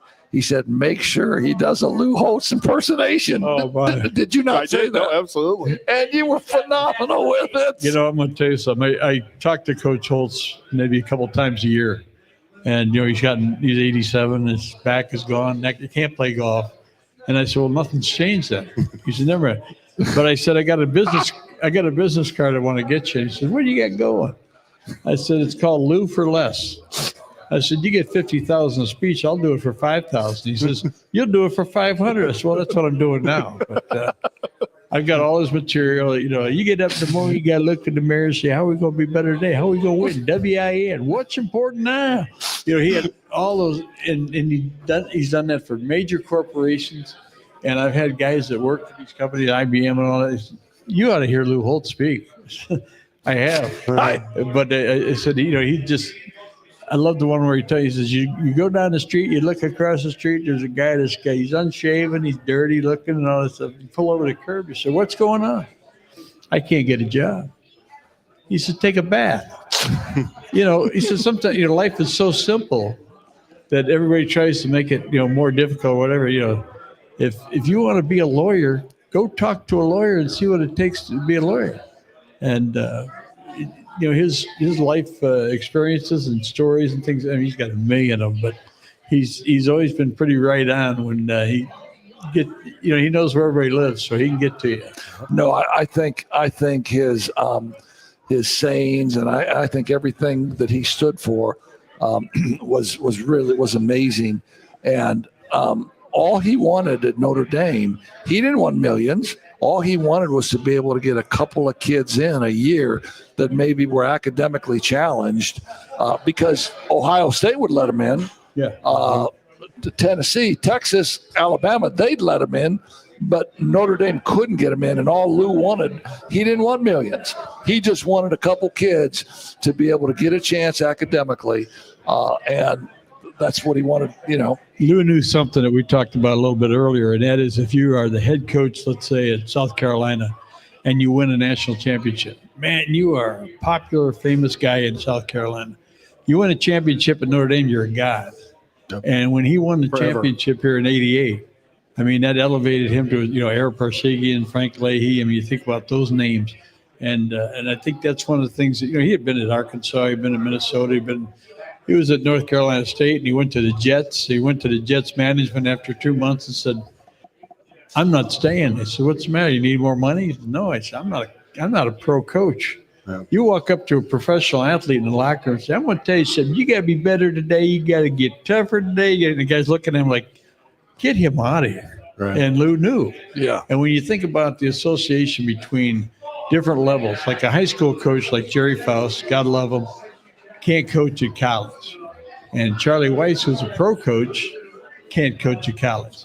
They're all good people. They've all done their best job. Jerry Faust would have given anything to be more successful, although we did beat Pittsburgh when they were number one. And Dan Marino and the boys, we got them over there. But when you think about respecting the job of being a coach at your level, and a lot of times our high school coaches, say, "Oh, he'll be moving on." Boy, there's something special about watching a kid mature. I mean, you get kids that are 13. Yep. And by the time they're a senior, you're talking to a young man who's getting the job done in the classroom. He's getting the job done in the field. And no matter what his size or whatever, he's going to be successful because he's learned how to challenge himself and be better. And that's, boy, as a coach, I just think that's got to be the greatest gift. Well, Extremely gratifying. Well, yeah, but he just mentioned it, and he's got guys on the varsity at St. Joe that are freshmen. There's a running back, Will Salmon. There's a defensive tackle, Lassane. Brendan Lassane and These guys are 14 and 15 years old, and they're contributing on high school football teams. Right. And I know two of those kids were going to go to Marion, but they got outbid. But that's true. Well, no, the bishop stepped in. Yeah. The bishop stepped in and said, "You're staying it." Here's another question I want to ask you, and I want to say, and you might know this answer because we talked about this. You talked about Tony Dorsett. You talked about Tony Dorsett had like 90 carries against Notre Dame in his career for like 700 yards or whatever. Yeah. Who was Tony Dorsett's right tackle? Oh, Jimbo Covert. Nope. Oh, Freilich. Nope. Well, those guys were both in the line at that time. Who else? Who center for the Bears. Hilgenberg. No. You guys aren't even close. Okay, well then. Dave Wanstadt, Get out of town. the ex-coach for the Bears, was the right tackle when Tony Dorsett played for Wani Pittsburgh. was? Wani was. No wonder they ran to the left side. I swear, it's not that I'm an encyclopedia, but I was listening to the score on the way in here, and Wanstadt was talking about the deal when Tony Dorsett played. He said, I was his right tackle. That's what it was. So I knew I would get you.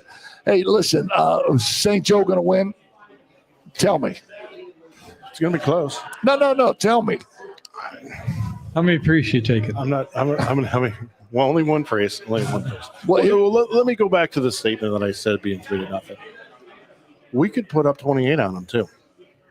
I mean, yeah. It's but I mean, on film.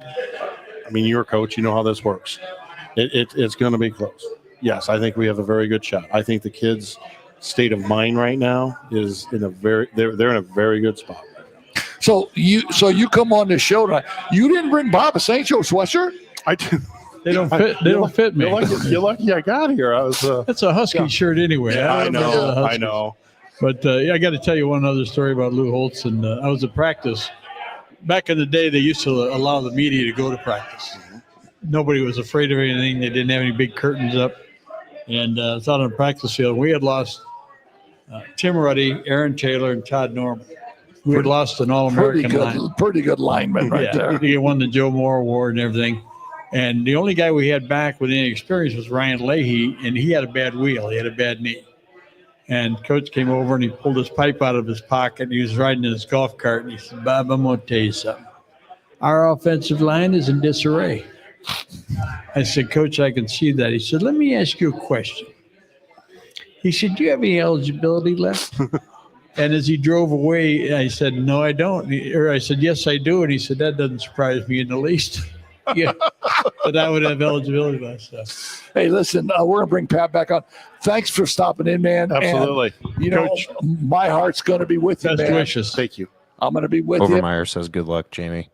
Make you, John.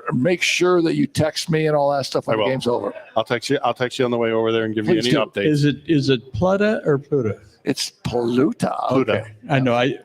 We were talking earlier about asking what names were, and some of the Katie Booker played for Washington on their state championship team. The announcer kept calling her Katie Busher. You're right. And right. he said, and then everybody said, "Well, it's no big deal." I said, "It's her day. Yeah, It's right. her moment." It is a big deal. And no, absolutely. Yeah. Absolutely. All right, man. You Hey, guys have a good evening. okay, Thanks, good luck, Coach. Jamie. Oh, when the Saints Go marching in. Oh, when the You know, heck, when you don't even have real Lou Holtz there, you still can't get Ohio State out of your mind. Oh, good. It is. All right. It is. Boy, it's great to have you think about the dedication of the guys, and that's even the schools that go 110 have dedicated coaches. They look out for the kids, the best interests. They do. Yeah. Coaching is a profession, and you said it. You got to stay home. You got to be involved. You never felt like you went to work a day in your life. No. And I know Pat would probably feel that same way too. We went to work for 40 days or for 40 years in gym shorts and tennis shoes. Yeah. Now, is there a better job than going to work in gym shorts and tennis shoes? Remember those 3 years I was with you at Mishawaka? Every time you'd be not happy with the way practice was going, his way of letting me know he was pissed. He'd come and he goes, "Can you believe we're getting paid to do this?" Well, see, Pat spent a lot of years. And you know what that meant? That meant he's heading for the office because he's pissed. I'm supposed to take over practice for That's a little right. bit. That's right.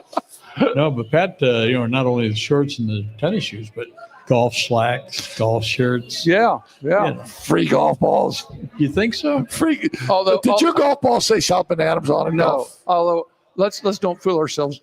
Golf in South Bend in March, April, and May is not all what it's cracked up to be. No, it is not. Although I went by Erskine today, and there was about 20 cars on the lot. Does that surprise you? No, because I was an idiot back in the day. That was you. Guys used to call and say, "Hey, Whispering Pines is open. I'll be right there." Yeah. Isn't that amazing how fun that used to be, though? Oh, yeah. Just, when you had a group of guys that you were with, and they'd say, "Well, we're going to play here. We're going to do this. We're going to do that." You play around the golf. You go in the pro shop or have a drink, have a sandwich, and then you go home and you say, "Oh, honey, you wouldn't believe how much work I did. I'm so tired." And that lady right there, my wife is sitting there going, "Yeah, you got that right."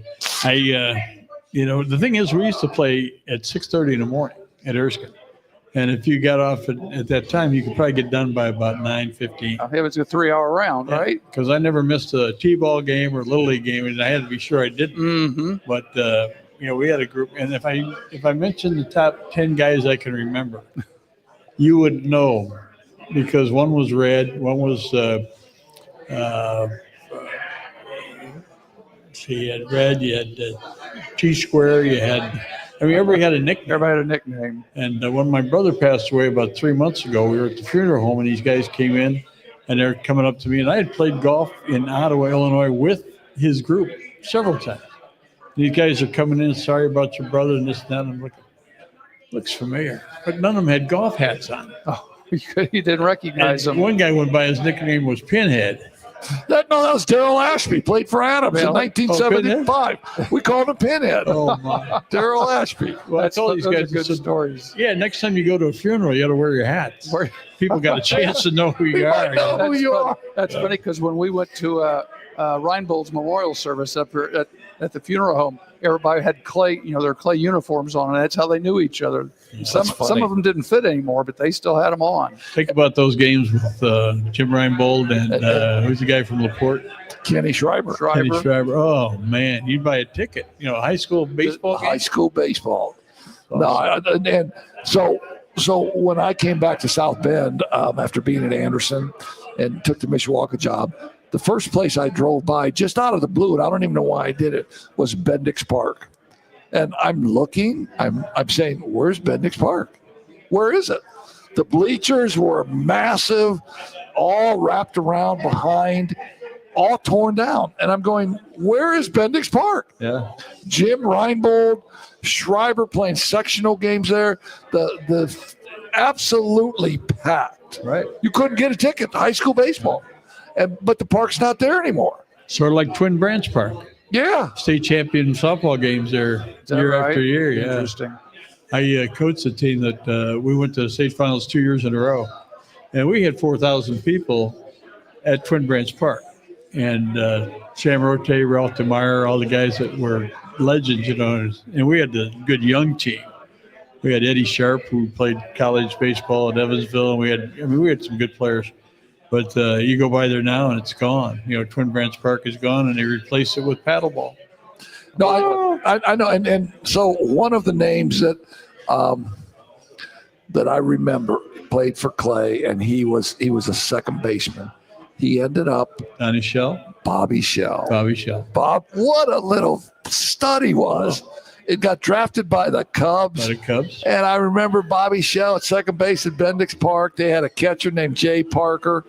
Gaber, big kid. Big kid. And I'm going, where's the park? Where's the park, Matt? And see, those are parks they weren't there here when I came know. to town, so I don't know what you're talking about. So NFL, man, the Chicago Bears. I gotta love what they're doing. I don't care. They're in first place right now, right? They would have lost those games before. Oh, yeah. They would have lost them. Last couple of years. And it's not that they're playing great, but and maybe this week What time do they play Sunday? they play at noon Sunday. That's Central Time. That's 1 o'clock, yeah. That's against the Pittsburgh Steelers. Right. And the question will be: Is Aaron Rodgers going to play? I don't know. Here's a fun fact. I was watching today. Depending on Rodgers' availability, now that the Bengals have their starting quarterback coming back, it was mentioned that Flacco may go to Pittsburgh and finish up the season at Pittsburgh. Wow. Be with his third team in 1 year. Man. Well, that sounds great, but the trade deadline is passed. It was But just Pittsburgh's got a somebody good tell- backup. Mason Rudolph is a good Yeah, backup. I think he's probably going to be the guy. Yeah, Yeah. obviously some people were having some fun with the story, but Yeah, maybe Flacco will go to Pittsburgh and finish up. Yeah. Hey, tell me about the Colts, man. You love the Colts. The Colts, they've got a big game this week. They've got Kansas City At Kansas at City. Kansas City, and the Colts. I don't think they have not won a big game on the road yet this year. Kansas City's struggling. Kansas City's trying. What are they, 5-4, I think. They're 5-5 right now. 5-5. So And you think about that in the playoff situation, they're completely out of it. The Kansas City's basically in a must-win situation, which they haven't been in many, many years, even just to make the playoffs. So the Colts resurgence, is that completely tied to Daniel Jones? Is that completely tied to No, I think Jonathan Taylor's about to run for 2,000 how about yards this year. Jonathan Taylor? He happens to be first in a league in rushing. Yeah, yeah, no, I get that. And their offensive line is good. But they had the offensive line of Jonathan Taylor last year too. Yeah. But now they bring in Daniel Jones, who's got some credibility as a starting quarterback, right? Yeah. Put him over the top. And how did he be? Why was he so bad in New York? And all of a sudden he's So what does that tell you in New York? He was running for his life. He had no offensive line. They trade Saquon Barkley. So now Daniel Jones, by he himself. doesn't look good. yeah. Isn't that a crazy agree. indictment on the Giants, though, that they traded away their two best players and then they immediately go Yeah, on what's to have going on with crazy those, success. as they call them, the New York Football Giants. You know, You want to hear a fun? You want to hear a fun fact though? Fun fact is, Scott, The Indianapolis Colts are the only team that Patrick Mahomes has not beat in the regular season, except for I the read Chiefs. that. So there's all kinds of motivation coming up here Sunday afternoon. There you go. Yeah, that'll does not be beat that'll them. be a good game, man. And that's on at the same time as the Bears. Hopefully one's on Fox and one's on CBS. We can Well, watch them both. There are a couple of thirst parlors that feature more than one big screen TV. I'm just going to tell you. Yeah. Stop. You can get NFL Sunday ticket too. He's got 3 of them downstairs. He's got 3. His wife only knows of 2. Yeah. He brings one out on Sunday, just so she doesn't. How about that? We talked for an hour, and the guy from Texas throws in the best. They've never beaten. He's never beaten the Colts. Bring the youngster in here. That's right. Well, hey, finish this up. Let's go eat some pizza. Yeah, no. This has been a magical evening, and anytime you can get a South Bend legend who goes back years to when we were kids and we were growing up a little bit. And you can, and so I remember every story you tell. I remember all the games you were at. And I can't tell you how much we appreciate you holding the microphone with us tonight and reliving some of your glory days as a broadcaster. And your stories are phenomenal. People love hearing them, and I love hearing. You had a nice Coca-Cola here today. I did. It was very refreshing. A refreshing Hey, Coca-Cola. by the way, it's time to go refreshments. because it's either time for a second one or it's time to go. Yeah, I think you're right. But how about the folks here at Corby's. What a Corby's? This was such a tradition for Notre Dame. You know, it used to be up at 5 Corners, which doesn't exist anymore. Right. People come to town, football They go up to weekends. Trader Joe's and they go, "Where's Corby's? Yeah, they haven't been here in 20 years, and they go, Where's Bridget's?" "Oh, where's Eddie Street?" Yeah. Good point. And but Corby's. I can remember a couple of the offensive linemen in Notre Dame. They used to after the Thursday practice. Yeah, we're gonna go down to Corb's. Yeah, we got shoot some pool. shoot pool and a couple brewskis. But it was always Corb's back in the day. yeah. Well, they've got Notre Dame on both TVs here that we can see. One's men's soccer and the other one's the ladies' soccer. I think the ladies are in overtime, and the men are up. Pardon me? They just won. Oh, the men just won. I think it was right. 1-0.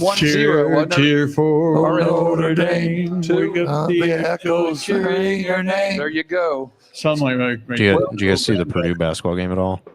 Purdue, last I saw, they were They up ended, 10. they ended up winning. It was 25-11 in free throws for Memphis. Oh, well, they're down in Okay. Bahamas. So Our guys were getting mugged the entire game. getting our guys were getting mugged. Okay. By the way, I am an Purdue alum, is so number 1. They're pretty Say good. our. Yes, they are. Man, how about that coach Matt Painter Matt, done a nice job? He's done a Great good job. Great job. Scott, So- tell them we're off next So week, right? we will not be here for Thanksgiving next week. I'll be in Birmingham, Alabama for Thanksgiving. I will be at Scott's house. You'll be in Texas. Yep. You'll probably still be in South Bend, right? For Yeah, Thanksgiving. over my sister's house. There you go, man. Got But about 30 nagels, which is illegal that's illegal. Have that many Around one house. together. We But won't tell it'll be fun. the fire marshal. That's like when the Hecklinski boys come back in town, man. Oh, yeah. You know, that's a bad deal. The police are circling the neighborhood. No, the boys are back in town, They're, man. they're parked outside MRs. Yeah, Yeah, exactly. could be. 100%. That's exactly Hey, right. listen, Pat, you're the best. Great show tonight, buddy. Do you have any games you're doing tomorrow or anything this Let's see, weekend? this weekend I'll be at Holy Cross on Saturday afternoon. I've got men's basketball with Cal St. Joe in Holy Cross. I got the weekend off because I'm heading to Birmingham. You're not doing any games this weekend, are you? Just going to watch about 15 of them. There you go, How man. about these Saturdays? Notre Dame played at noon last week, Yeah. followed by Oklahoma and Alabama, followed by, it was like It's just nonstop. my thumb was so sore. We're hitting that quick view button, Yeah, it's- Disney got- and YouTube See what you TV finally can have figured out their four at the same kerfuffle. So time. That's not happening. I have a girl there that doesn't think that'll happen. That's not going to happen. Hey, Scott. But thank you for the opportunity to be here with you guys. no, Enjoy it. it's been great. Scott, thanks for being the best producer on the planet. And have a great Thanksgiving with your family, Scott. And Give us a song on the Same way to out, you. and we'll see you. That's right. hey, All right. hold on for 1 second, man. Our Hold on. sponsors are so are so good to us. I just got to thank them a little bit. Tony Letcher at Health Markets Insurance, the Ben Harbor Group. If you want to make some money, give Ben Harbor a call. His financial group is outstanding. This is kind of a sad one, but Han Funeral has been a great sponsor for us. What did one casket say to the other casket? Don't even bother. Go ahead. Is that you coughing? Is that you coughing? You heard about the guy that was laying on the gravesite, found on the ground? No. Why did you die? Why did you die? And the guy came along. He says, "Come on, buddy, get up. We'll go have a refreshment." No, he's laying there. Why did you die? Why did you die? He says, "You lost your wife or whatever." No, it's not my wife. But why did you die? He says, "Who was it?" He goes, "My wife's first husband." Why did you die? Anyway, sorry to sneak that one in. And Frick's Driving School. There you go. And Frick's Driving School, thanks for sponsoring Coach's Corner. We will see you in 2 weeks. Thanks, Mr. Nagel. Thanks, Mr. King. You guys are the best. Ron Hecklinski saying adios. December 4th, we'll be back.